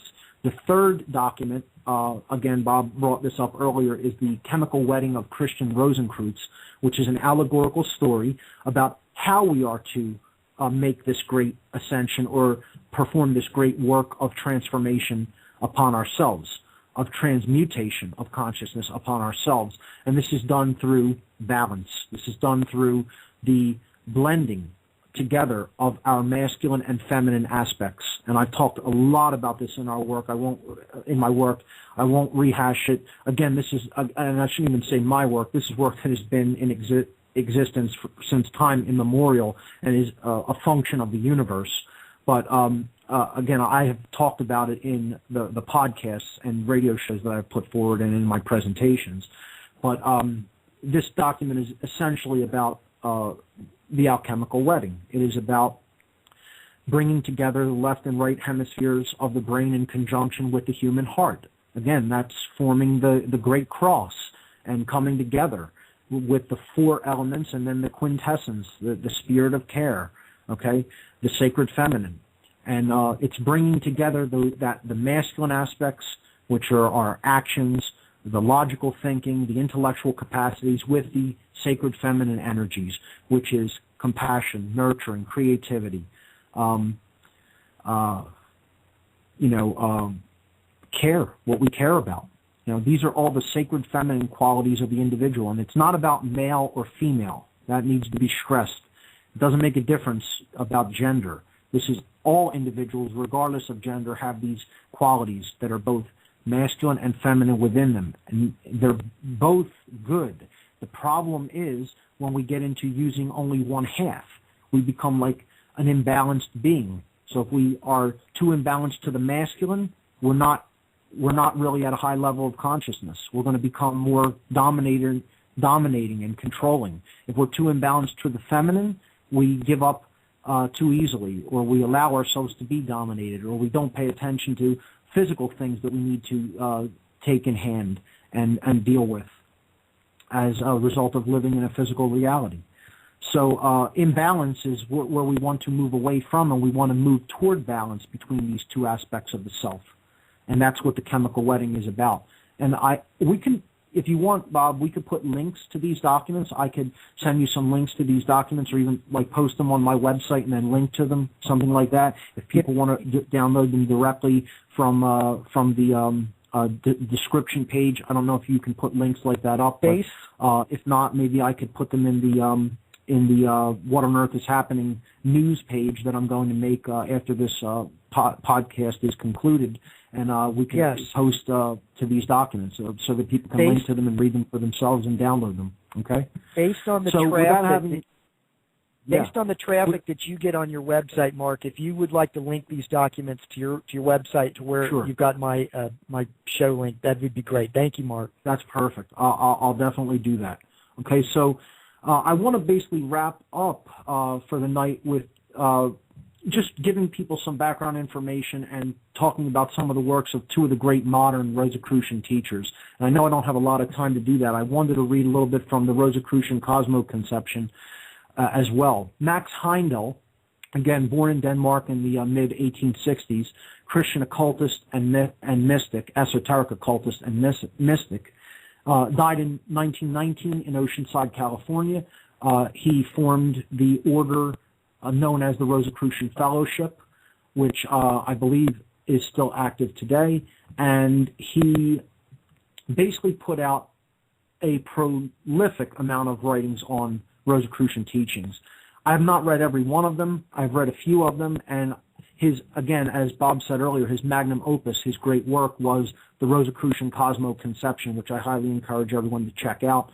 Another great one that he put forward was the Rosicrucian Mysteries. And again, I can link to some of these documents. Maybe I'll post whatever digital documents I can find by Max Heindel and let people get a good cross-section understanding of his work that way. So I'll definitely post some PDF documents with the podcast. That'll be on my news section, whatonearthishappening.com. Click the news tab, and you'll be able to find in there Occult Empire, the show on Rosicrucianism, and I'll post some links with some of this work right there. Okay, so let's take a look at some of his basic teachings. Okay, he basically taught about the aspects of the world and thought, okay, and also of spirit. These are the core teachings that he put forward in the Rosicrucian cosmoconception. And he explained how these work together, okay, and how they create the reality that we experience. He also talked about the different aspects of the soul and of the body, okay, and he talked about cycles, what we would call cycles. He talked about the progressive stages of evolutionary development, which he called the pilgrimages, okay? The pilgrimages of the spirits, okay? And we'll just briefly take a look at all of these because I still want to get to talking about Rudolf Steiner and read a little bit from one of Heindel's works. Mark, the Four Kingdoms, yes. Mark Passio, if you can, we can push this out one more half hour to in overdrive if you wish. So you don't have to rush. This is important material. Okay. And if you have the time, we can do an extra half hour. Great. Then take your time, sir. No problem. Okay. So the Four Kingdoms that Heindel talked about were the physical world, the desire world, the world of thought, and the world of pure spirit. Now, anyone that is even paying slight attention will recognize that these are the worlds of Kabbalah. The Kabbalistic tradition also teaches about these worlds, okay? The physical world, Asiyah, the desire world, which is Yetzirah, the world of thought is Briah, and the spiritual realm or our archetypal realm in Kabbalah is Atzilut, okay? So there's a direct correspondence here, and of course there's a reason for that, because it's derived from the same basic core tradition, okay? And again, these are aspects of the self. Okay, the physical world corresponds with Earth. It's the prima materia, the starting place, okay?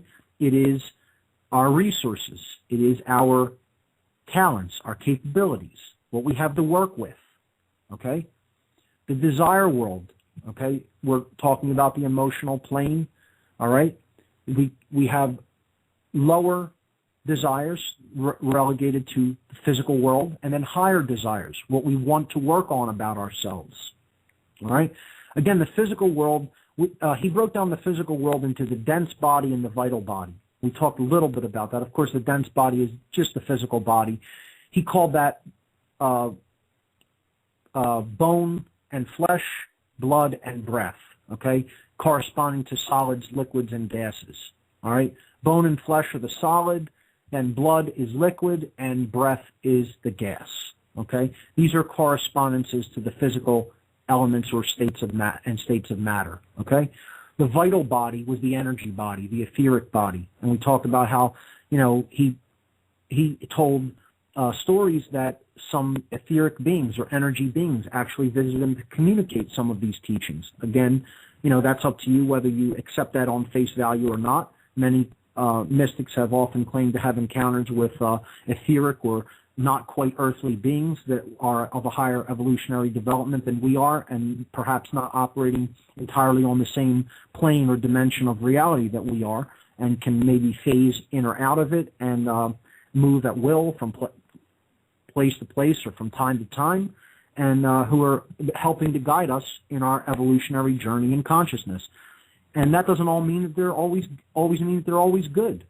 Perhaps there are very good ones who want to assist us, and perhaps there are others who are feeding off of the negative energies in this world, feeding off of suffering and fear, okay? And they're trying to drag us down because they may be stragglers from another incarnation or from another cycle that we've already moved through, okay? And again, Heindel put forward that we can know the truth about these matters if we work upon ourselves enough.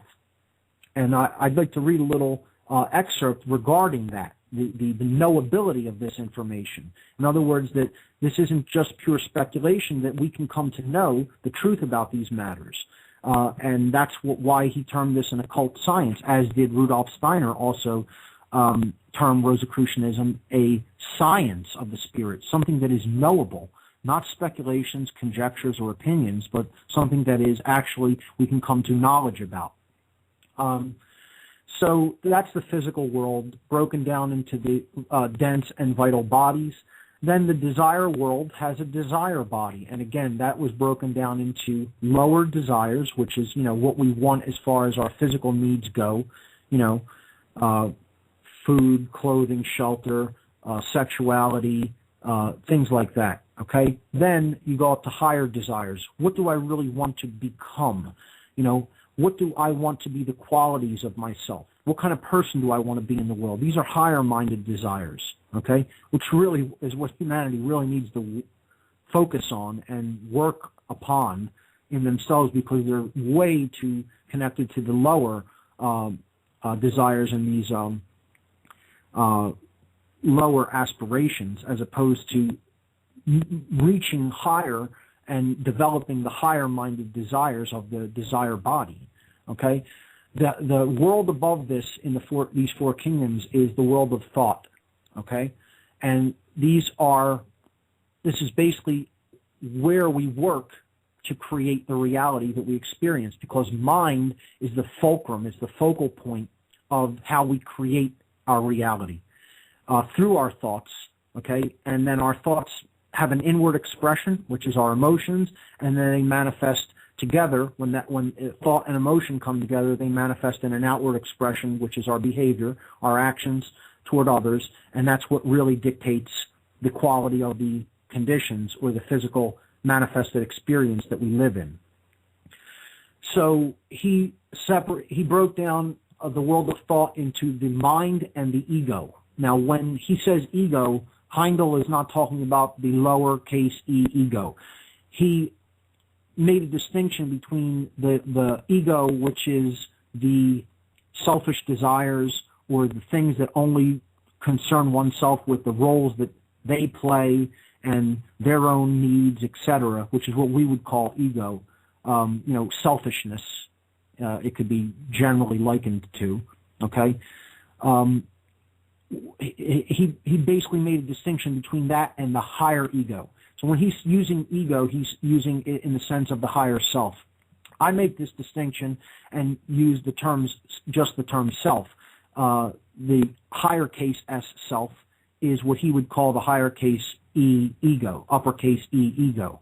And what I call the lowercase s self in the work that I put forward, he would call the regular ego with a lowercase e. Okay, so this is the higher I. Okay, this is the higher self. All right. So mind was one aspect of the world of thought.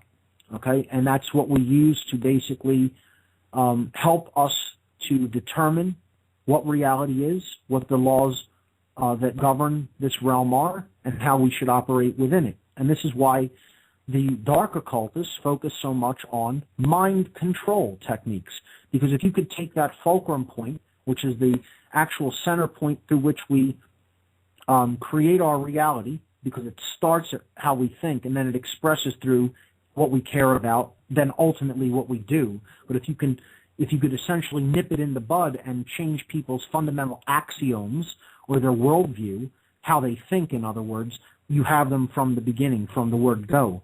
And then they start to care about only what they think they should be caring about, okay, through what erroneous ideologies have been put into their mind or they've been steered toward through different methods of mind control. And then ultimately they're not caring about things that really can better them and help to improve their conditions and experience, and therefore they're not consciously co-creating their reality. Even though they're always co-creating it, they're just not doing it at a conscious level. That's why mind control is such an important methodology to dark occultists, okay? Because they're all about wanting to control the outcome and no surprises and repetition and the reptile mind, and basically getting people to go into lower states of consciousness where they can be controlled. And that's always done through fear. So the world of thought, very important, and the mind, again, would be that lower aspect of the twofold realm of the world of thought. Above that, you have the higher aspect, which is what Heindel termed the ego, what I would call the higher self, okay? And this is abstract thought, okay? This is actually where we're getting into, well, the lowercase, the lower region of this world of thought, the mind, focuses on concrete thought, okay? But the higher aspect of thought is abstract thought. And this is philosophical thought. Okay, this is where the higher self begins to reason. Okay, this is what you would say is the function of the balanced neocortex, the human brain. Okay, the human part of the brain, the construct known as the human brain. This is where conscience is beginning to truly develop, where one is really beginning to understand higher abstract thoughts, meaning the workings of nature, how natural laws operate, how we can align ourselves and our will with those workings, okay, with that natural evolutionary force that is inherent to creation, that we did not put in place, but is always there, okay? Whether we understand it or not, whether we like it or not, whether we even recognize it or not, okay? Abstract thought, the development of abstract thought through the development of the forging of the connection to the higher self, what Heindel called ego with a capital E, is the way that we come to know those workings. We come to know those ways that reality actually operates, okay? So this realm is of dynamic import. We have to understand how the realm of thought operates and how we should really be, in a way, aspiring to get up to that highest level of it, which is the realm of abstract thought. But there's even something beyond that. There's the realm of imagination, the pure archetypal realm, where really new ideas are born. Some would call this the void. Some would call this the experience of pure consciousness itself, okay? This is what Kabbalists would call the realm of Atzilut, okay? Keter on the tree of life. And this is the realm of the imagination. This is the imaginal realm, or the realm of pure will, pure consciousness, the will of creation itself, the driving evolutionary force that pulls everything upward, okay, through these other realms till it reunites with this force. This is true will with a capital W, as many have called it. And this is how we can basically get ourselves out of any mess that we've worked ourselves into. And without a connection to this higher realm, we're not going to be able to solve problems. Because if you can't imagine something as being different than as it is, you're stuck. You're not evolving. You're not moving forward. You're not really consciously creating your reality. Okay? This is why I've often said that the best definition for mind control is the extermination of the imagination. Okay? If you could exterminate someone's imagination, they can't ever imagine anything being different than how it is. They can't ever imagine getting out of a negative situation that they don't want to be in. They can't think their way through it. They can't change their mind such that they're not in the same cyclical, repetitive pattern, and they're going nowhere like a hamster running around in a wheel. And without the imagination, you cannot create what is known as the philosopher's stone. That is the prima materia. That is the guiding element. That is the thing that has to be born in an individual for them to truly evolve.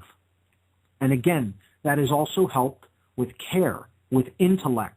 Okay? It's about putting all these things together and integrating them. He's showing them, separating and analyzing them from what could be construed as a left brain modality, but he's also explaining how these all need to be integrated. We need to put our physical resources at work. We need to put our emotional aspects of our consciousness into what we are doing, to feel, okay? Not to be totally detached from the situation, but to be passionate about what we're doing, And we need to have proper knowledge, not just intuition, but intuition plays a great role in coming to know something, but it can't be the only way that we learn. We need to have actual worldly knowledge about how things work, and then higher knowledge, higher spiritual understanding about how things are operating at a universal, fundamental, connected level. All right? And then we have to act. We have to use the will, and we have to use the imagination to guide the will. Again, to imagine how something could be and then work to make it become better. That's the four kingdoms that Heindel talks about. Okay? And I'll basically leave that there. and talk about his way that he looked at the soul, body, and spirit, what we might call the mind-body-spirit connection, okay? He looked at the body as having 3 levels or densities or aspects, however you want to look at it. The dense body, the realm of the physical, the vital body, the etheric or energy body, and the desire body, which was our emotions or the things that we care about, the driving force behind our care, which is the generative principle, as I've talked about many times. And this is basically the thing that we need to align our drive with, okay? The emotional or the desire body or the emotional part of us, what we feel in the body is a compass. It is a directional marker, and that's why we need to align ourselves to it.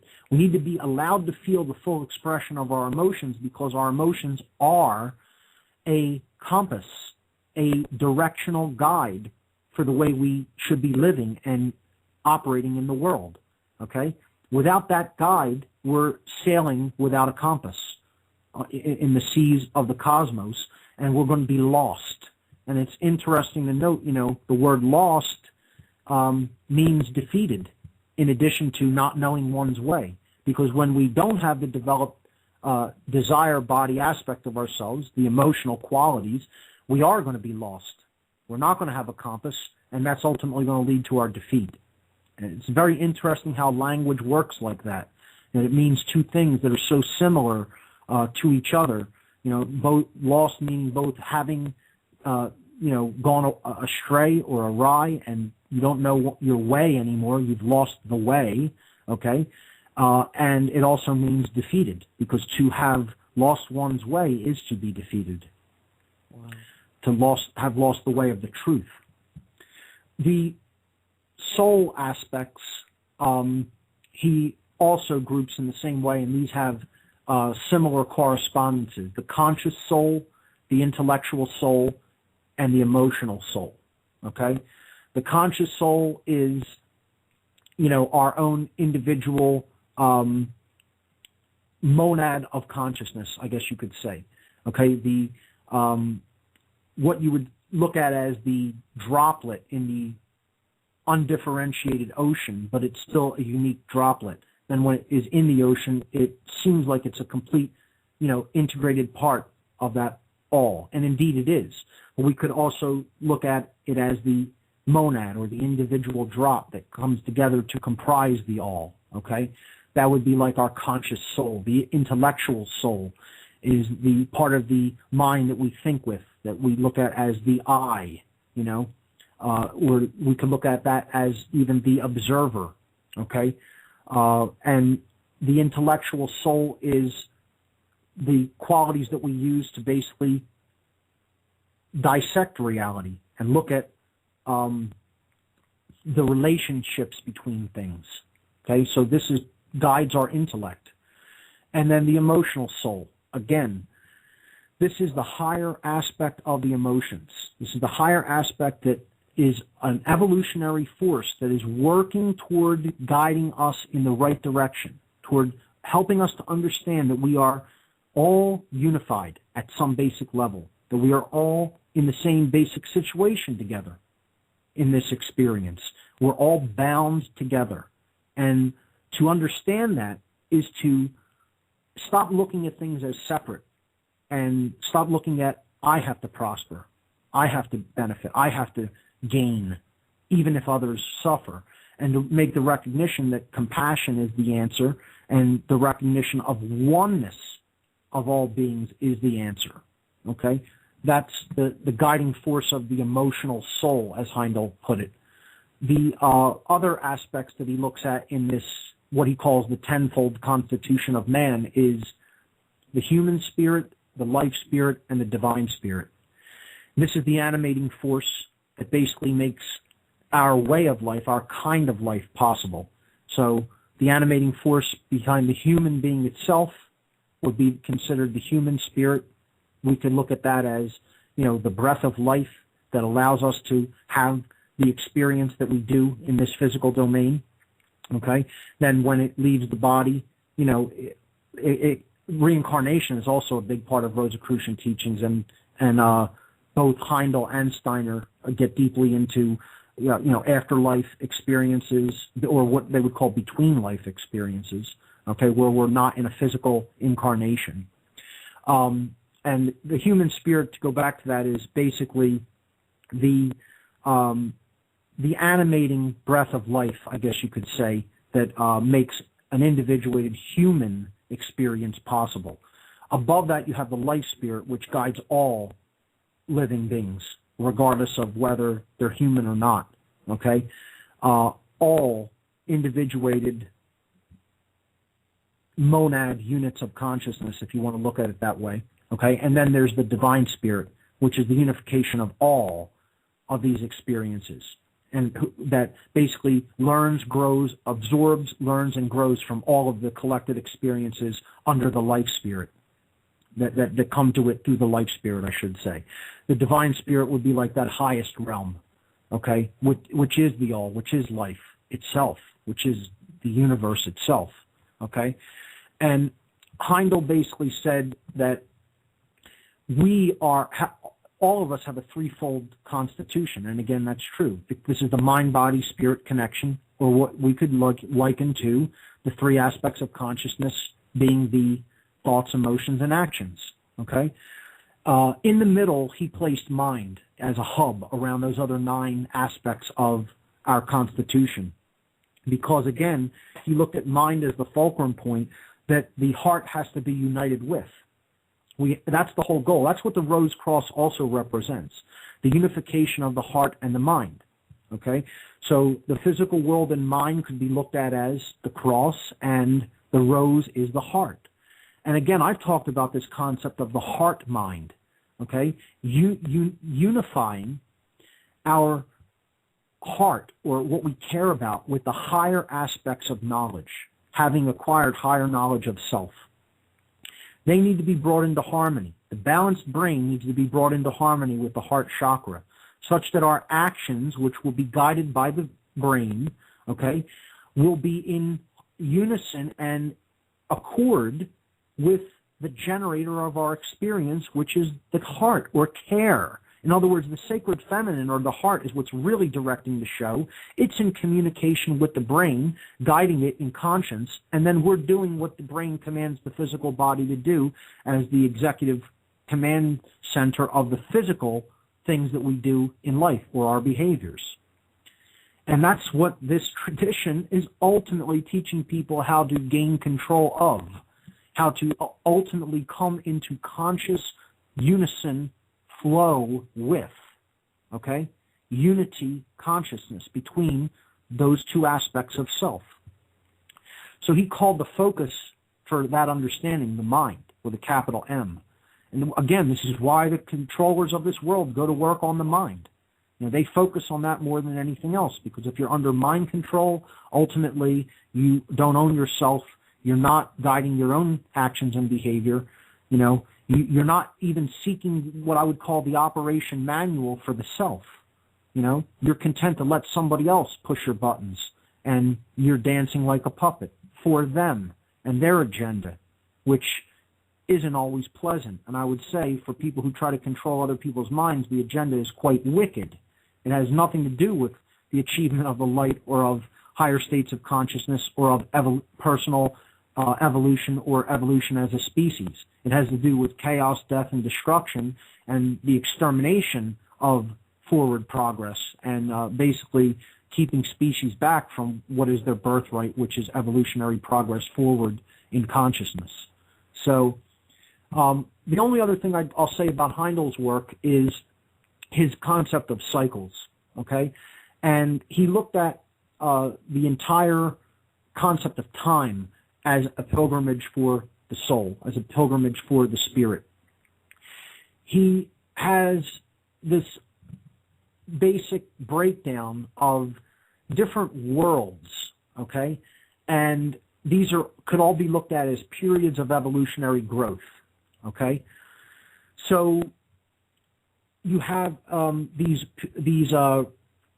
periods, okay? World periods, he called them, okay?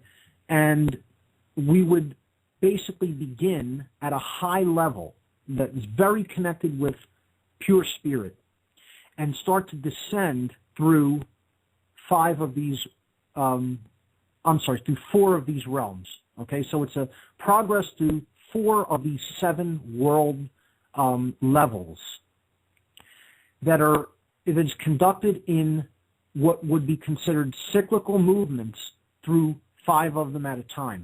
Then you descend, okay, 4 of them at a time, excuse me. Then you descend and you go 1 level down. So you're now descended into the 5th out of these 7 world levels. And your experience is becoming denser. So you're progressing a little bit more away from the experience of pure spirit. And Heindel postulates that this has happened over cosmic aeons of time, okay? And again, he called this the pilgrimage of the spirits. And as we move forward through these time periods, which are 7 cyclical journeys through these 4 regions or 4 worlds that then progress down to a lower level, then a lower level, then a lower level, okay? We reach the bottom of that journey, which is where we are now. And, you know, in Eastern traditions, they had these cycles called the yugas, which this is very similar to. In the yugas, they have 4. Heindel postulates 7 cycles, okay? In Theosophy, they also talk about cycles and have different breakdowns of them. As to which one is an accurate interpretation, I don't really think is what we should get hung up on. I think we should understand that what he's saying is that he's putting forward the law of the principle of rhythm, that evolution does move in cyclical progressions, but it still always moves forward. It's not just a circle that's flat. It's like a spiral. The progress is being made as the revolutions of the spiral are being turned. Okay? And then we move forward to a whole new cycle of evolutionary progress once we get past the lessons learned in those particular realms.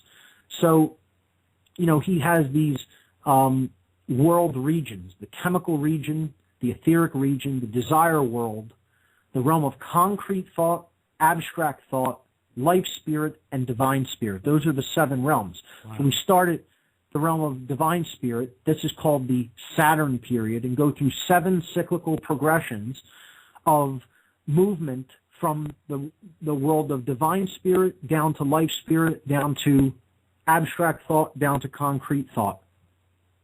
And then we repeat that cycle 7 times. And then we move to a new cycle that's lower down and goes into a more dense experience.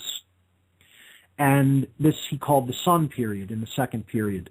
And at the bottom level of that 4-world progression is the desire world. Now we've descended down into the desire region, or the desire world.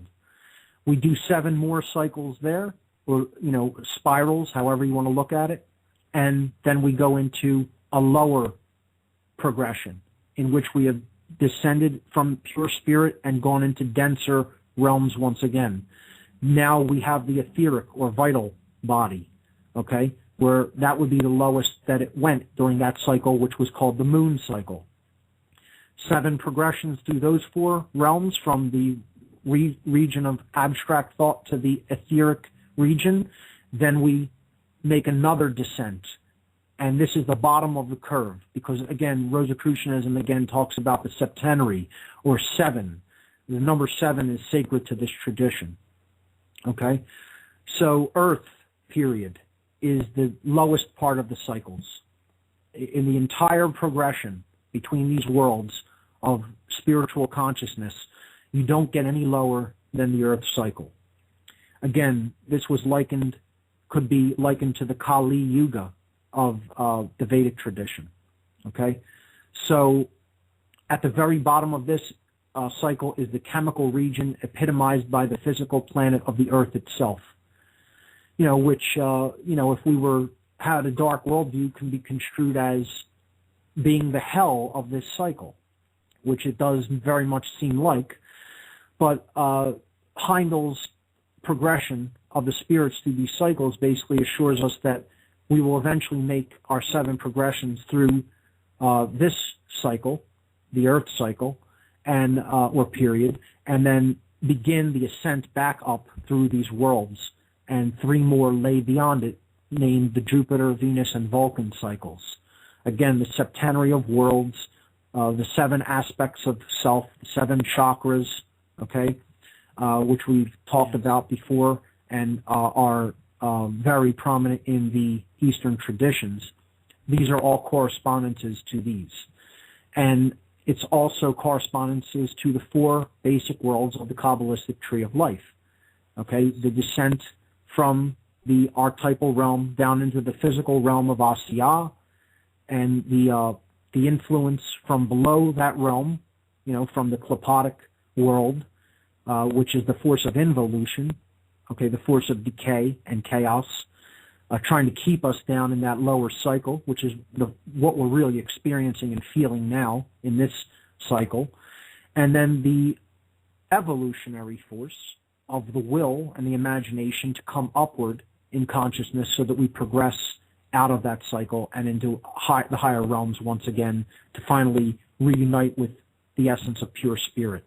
This is what the Rosicrucian Cosmoconception book gets into in detail, and the basic cosmology of Rosicrucianism as taught by Max Heindel. The other teacher I want to get into for the last few minutes is Rudolf Steiner. Now, Steiner was born around the same basic time. He was a contemporary of Heindel. Their teachings vary a little bit, but at the core, they're essentially the same. Heindel was born in 1861, died in 1925. He was born in Austria. He was a philosopher. He was an architect and, of course, an esoteric occultist. He founded the movement known as anthroposophy, okay? And this basically it's an esoteric science that basically means the way of human wisdom. So again, it's the knowledge of how the natural laws actually function so that we can develop wisdom, the actual way of being in the world such that we are operating in harmony with those laws. That's what anthroposophy was about, okay? So the way of human wisdom being choosing right action over wrong action, putting it into effect in the world. Okay, we have the knowledge of right and wrong, and now we're actively choosing the right. So ethics was a gigantic part of Rudolf Steiner's work, and another prolific writer. I mean, I could, rattle off all of the works that he did. I have not read all of his writings either. I'm going to recommend a couple and post some links to a lot more with the podcast for this show, and I highly encourage everybody to check them out. But Steiner basically postulated through anthroposophy, a synthesis between science and the realm of mysticism. Or in other words, he wanted to bridge or create a union between science and spirituality. Okay? And in many ways, this is what we're really trying to do today, because these teachings really don't constitute a religion. To look at it that way is wrong. This is a science of the soul. This is a science for the spirit. This is a science which means knowledge. It's not about belief. It isn't about forming of opinion or even adhering to dogma. It's about understanding and discovering what is already in effect in the universe, which is what science is attempting to do in its own way. But an esoteric science is one that bridges the realms between left brain science and right brain spirituality and brings them together in a balance, which is what Rosicrucianism is all about, the fulcrum point, the balance point. That's what the cross represents, okay? So Steiner advocated what he called ethical individualism, okay?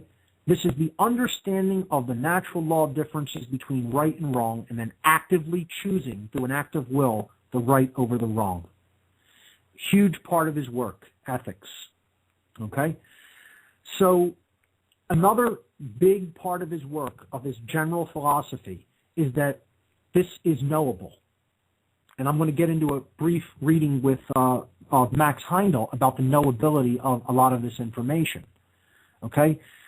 He taught that there were, Steiner taught that there were essentially no limits to human knowledge if we applied our will. If we exercised the will, we could basically come to know that which we did wish to know. That the universe was not some grand torture trap by which we are thrust into it and you can never really know anything. So in that sense, people say, well, you can't really know those things. Well, sure we can. Why can't we know? You think that God is throwing us in a physical incarnation so that he could just torture us because we can't ever really understand what's really going on? That's definitely not the case. This is the kind of philosophy, or not philosophy, this is the kind of ideology that's really promoted by people who really are too lazy to do work upon themselves. And they want to throw out the idea that truth can't be known because really they don't have the willpower to set out on the journey for truth, to seek truth. Yes. And in that sense, I would call Rudolf Steiner an anti-solipsist. He did not agree with the concept that there is no truth and it's all just about perception. He believed in objective reality, that there is objective truth and that mankind can come to know it. And he promoted this in his works. Okay? He certainly put forward the idea that there is such a thing as objective natural law that is in operation, that we are bound by, and that we can come to know the operation of that law and align our will to it. He taught that everything is one, that there is underlying fundamental unity. This, again, as I've said, is borne out by modern science, which often has not reached the mainstream eyes and ears yet, as the unified field of reality. Okay? Steiner also taught about the triune nature of human consciousness and how to basically take control of those three functions of ourselves, which is our thoughts, our emotions, and our actions. About self-control. Self-control had to be a guiding part of individualism and ethical behavior. All right? That Steiner also taught that there is no such thing as true freedom without knowledge. That ignorance and freedom don't exist simultaneously. Okay? He taught that without true spiritual knowledge and knowledge of self, there can be no true freedom. Freedom is directly connected with us being knowledgeable of self. And if you're ignorant of self and how all of these things work together to create our experience, you will forever be enslaved. You will forever be under a yoke of control. So that was a big part of Rudolf Steiner's teachings. He taught that, like in the Eastern traditions, there is such a thing as reincarnation, or a gradual progression of the spirit through different experiences, okay, in the physical domain. So we would have these experiences, and through them we would gradually continue our learning experience in the physical plane to master the self, to become a self-master or an adept, okay? Another part of his teachings were the different paths that are taken by entities or consciousness or individuated units of consciousness, however you want to look at it, that are very similar to the Kabbalistic tree's paths, okay? He taught about the Ahrimanic path, the Luciferian path, and the Christic path, which once people really understand how this symbolism operates, it's not too difficult to understand that the Christic path is analogous to the middle pillar of both Kabbalistic tradition and Freemasonry. Okay? The Ahrimanic path would be the dark path.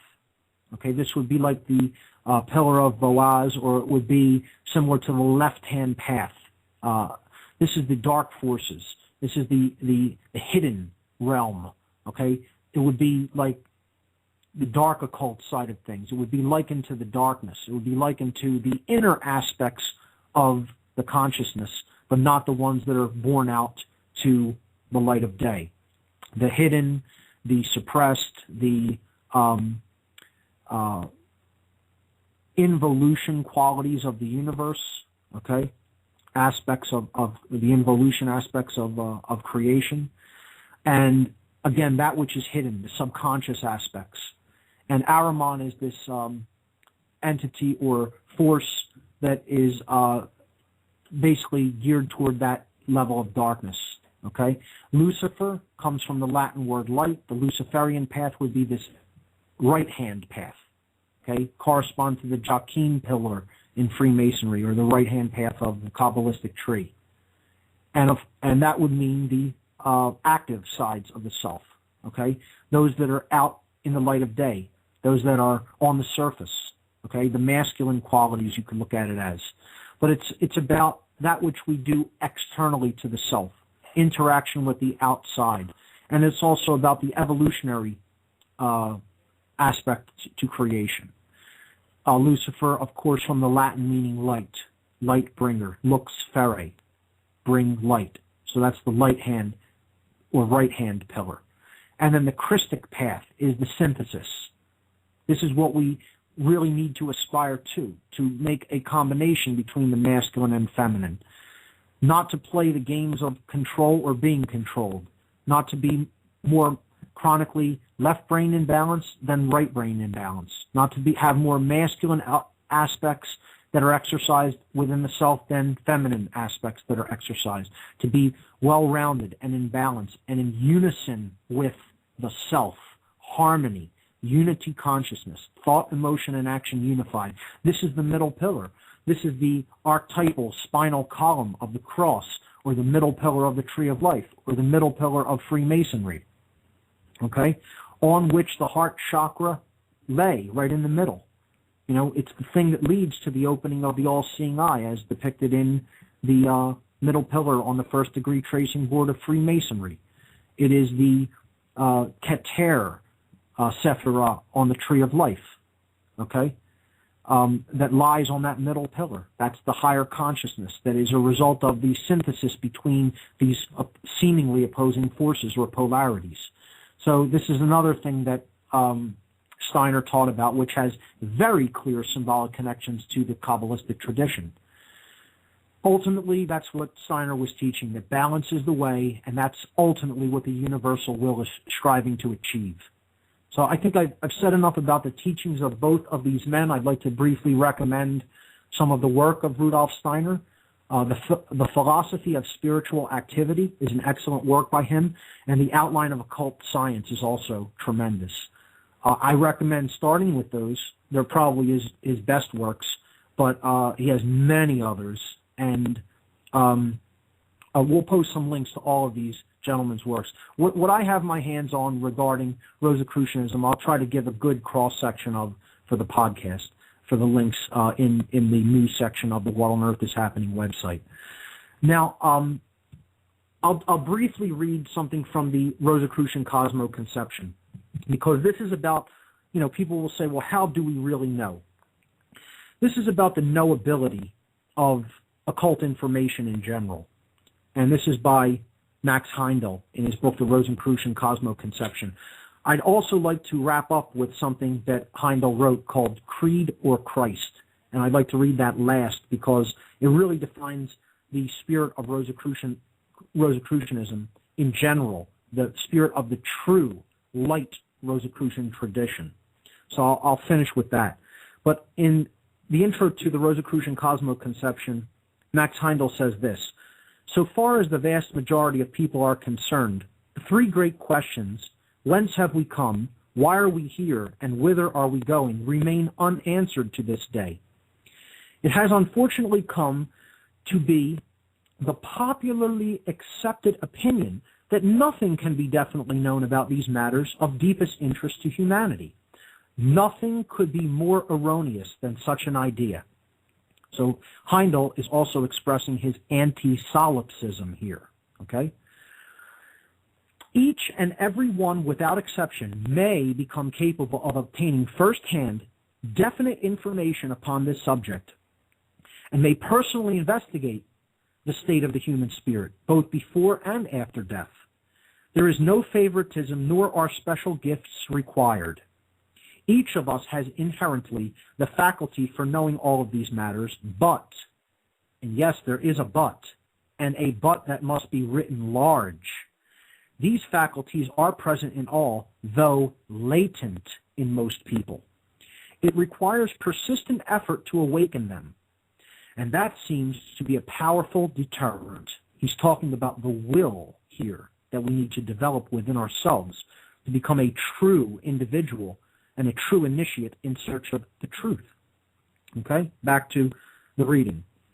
If these faculties, awake and aware, could be had for monetary consideration, even if the price were high, many people would pay it to gain such immense advantage over their fellow men, but few indeed are those willing to live the life that is required to awaken them.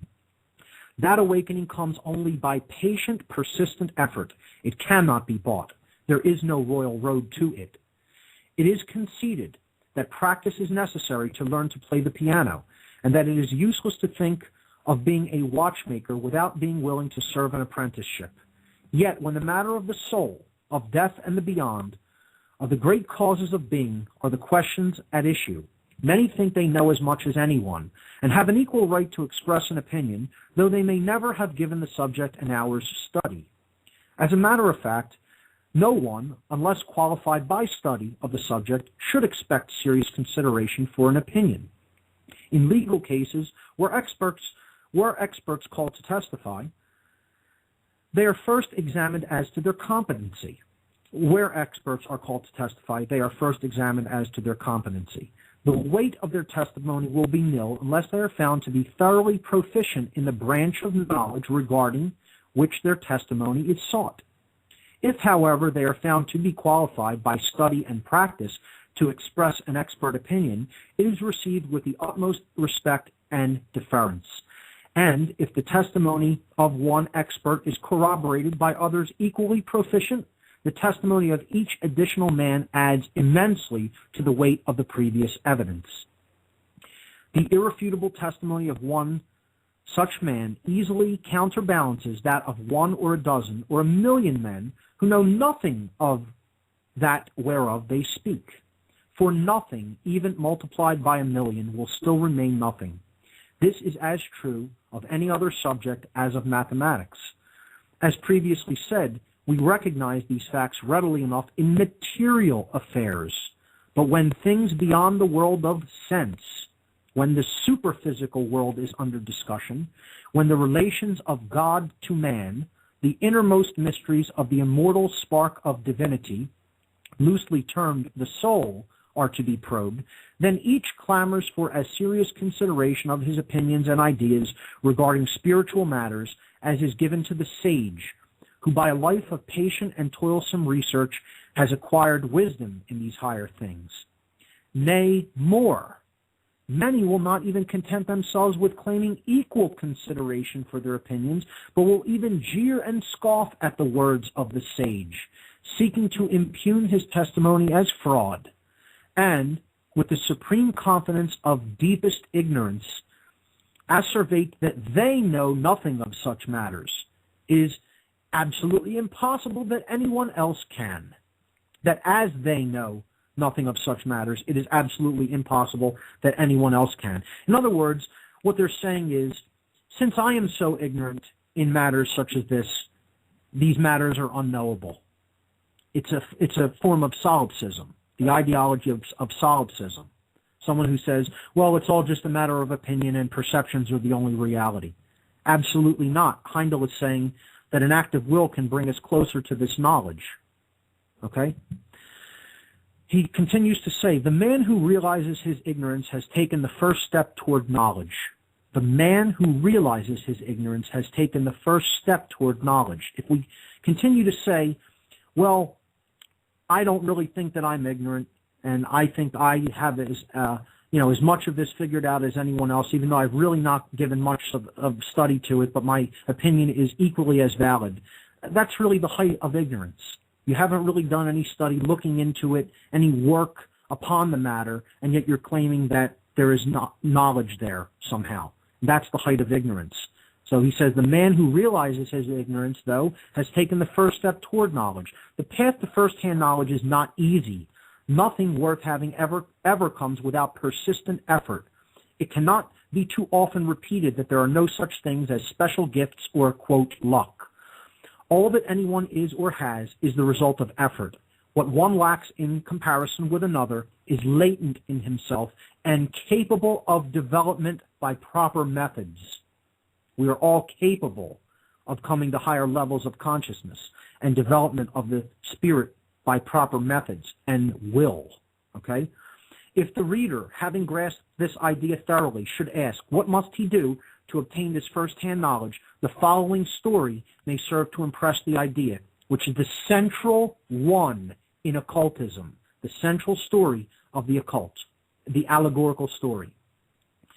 This is one of the central allegorical stories of all occult traditions, whether it be Kabbalistic tradition, Freemasonry, occultism, Rosicrucianism, or any other mystery school tradition. And here it is. A young man came to a sage one day and asked, "Sire, what must I do to become wise?"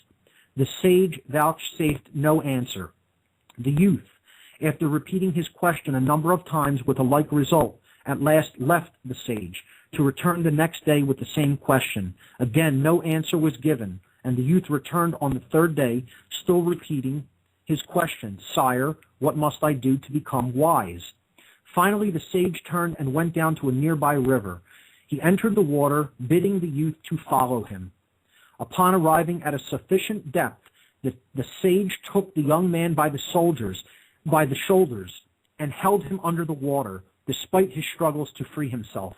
At last, however, he released him, and when the youth had regained his breath, the sage questioned him, "Son, when you were under the water, what did you most desire?"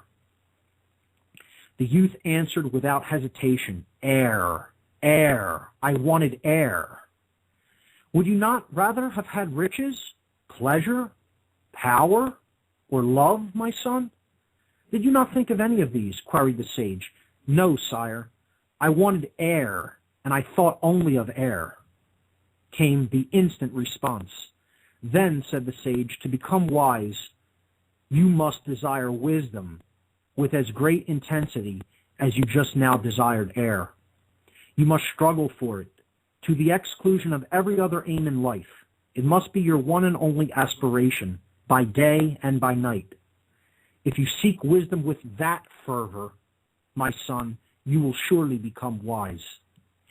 That is the first and central requisite the aspirant to occult knowledge must possess: an unswerving desire, a burning thirst for knowledge, a zeal that allows no obstacle to conquer it. But the supreme motive for seeking this occult knowledge, I will repeat again, the supreme motive for seeking this occult knowledge must be an ardent desire to benefit humanity, entirely disregarding self in order to work for others. Unless prompted by that motive, occult knowledge is dangerous. And I'll leave that reading there. And the last thing I would like to read to close, I know we're running over time, but I'd like to close with a poem by Max Heindel that is called Creed or Christ. And here it is. "No man loves God who hates his kind, who tramples on his brother's heart and soul, who seeks to shackle, cloud, or fog the mind, by fears of hell, has not perceived our goal. God sent are all religions blessed, and Christ the way, the truth, the life, to give the heavy-laden rest, and peace from sorrow, sin, and strife. At his request, the universal spirit came to all the churches, not to one alone. On Pentecostal morn, a tongue of flame round each apostle as a halo shone. Since then, as vultures ravenous with greed, we oft have battled for an empty name, and sought by dogma, edict, creed, to send each other to the flame. Is Christ then twain? Was Cephas Paul to save the world nailed to the tree? Then why divisions here at all? Christ's love enfolds both you and me. His pure sweet love is not confined by creeds which segregate and raise a wall. His love enfolds, embraces humankind, no matter what ourselves or him we call. Then why not take him at his word? Why hold to creeds which tear apart? But one thing matters, be it heard, that brother love fill every heart. There is but one thing the world has need to know. There's but one balm for all our human woe. There's but one way that leads to heaven above. That way is human sympathy and love. Bob, thank you so much for having me on tonight. Oh, it's been quite a pleasure, Mark. And wow, you have just cast pearls, and I pray it is before the worthy. What a wonderful presentation of the mystery of the Rosicrucian tradition, or the Rosicrucian Mystery School. Thank you, Mark. Would you give out your contact information, please? Absolutely. My website is whatonearthishappening.com. I am a internet broadcaster, radio broadcaster on the Oracle Broadcasting Network. You can check out my radio show every Sunday from 5 to 7 p.m. East Coast time at whatonearthishappening.com. There's an extensive podcast archive with all of that data up there. I've done 104 shows so far. All of it is free. All of the information I put out to the world is entirely free of charge. Go up, check out that archive. If you're not familiar with the material, I suggest beginning from the very beginning, from podcast number 1 and moving forward. And in the news section of the site, when this podcast goes up, I'll put it up there as part of the archive, and I will have much supporting material posted with it in the form of books, PDF documents, links, etc. So, Bob, thank you so much again for having me on. It's a pleasure, and anytime you want to do this again, you just let me know. Thank you, Mark. You're dangerous without commercials. You know that, don't you? You're dangerous to the power structure. It's a nice treat, I guess. Yes. Oh, man. I don't think you get to really elaborate on your show as much as you really need to, Mark. And so we're thankful here at Occult Empire to have given you this audience in this temple to share with us. It has been quite a show. Mark, would you please come back sometime? Sure. Well, thank you, sir. Anytime, have Bob. A wonderful you let me know, and let me know what you want the topic to be, and we'll put another show together. Will do, my friend. Have a great evening. Take care. Good night, everyone.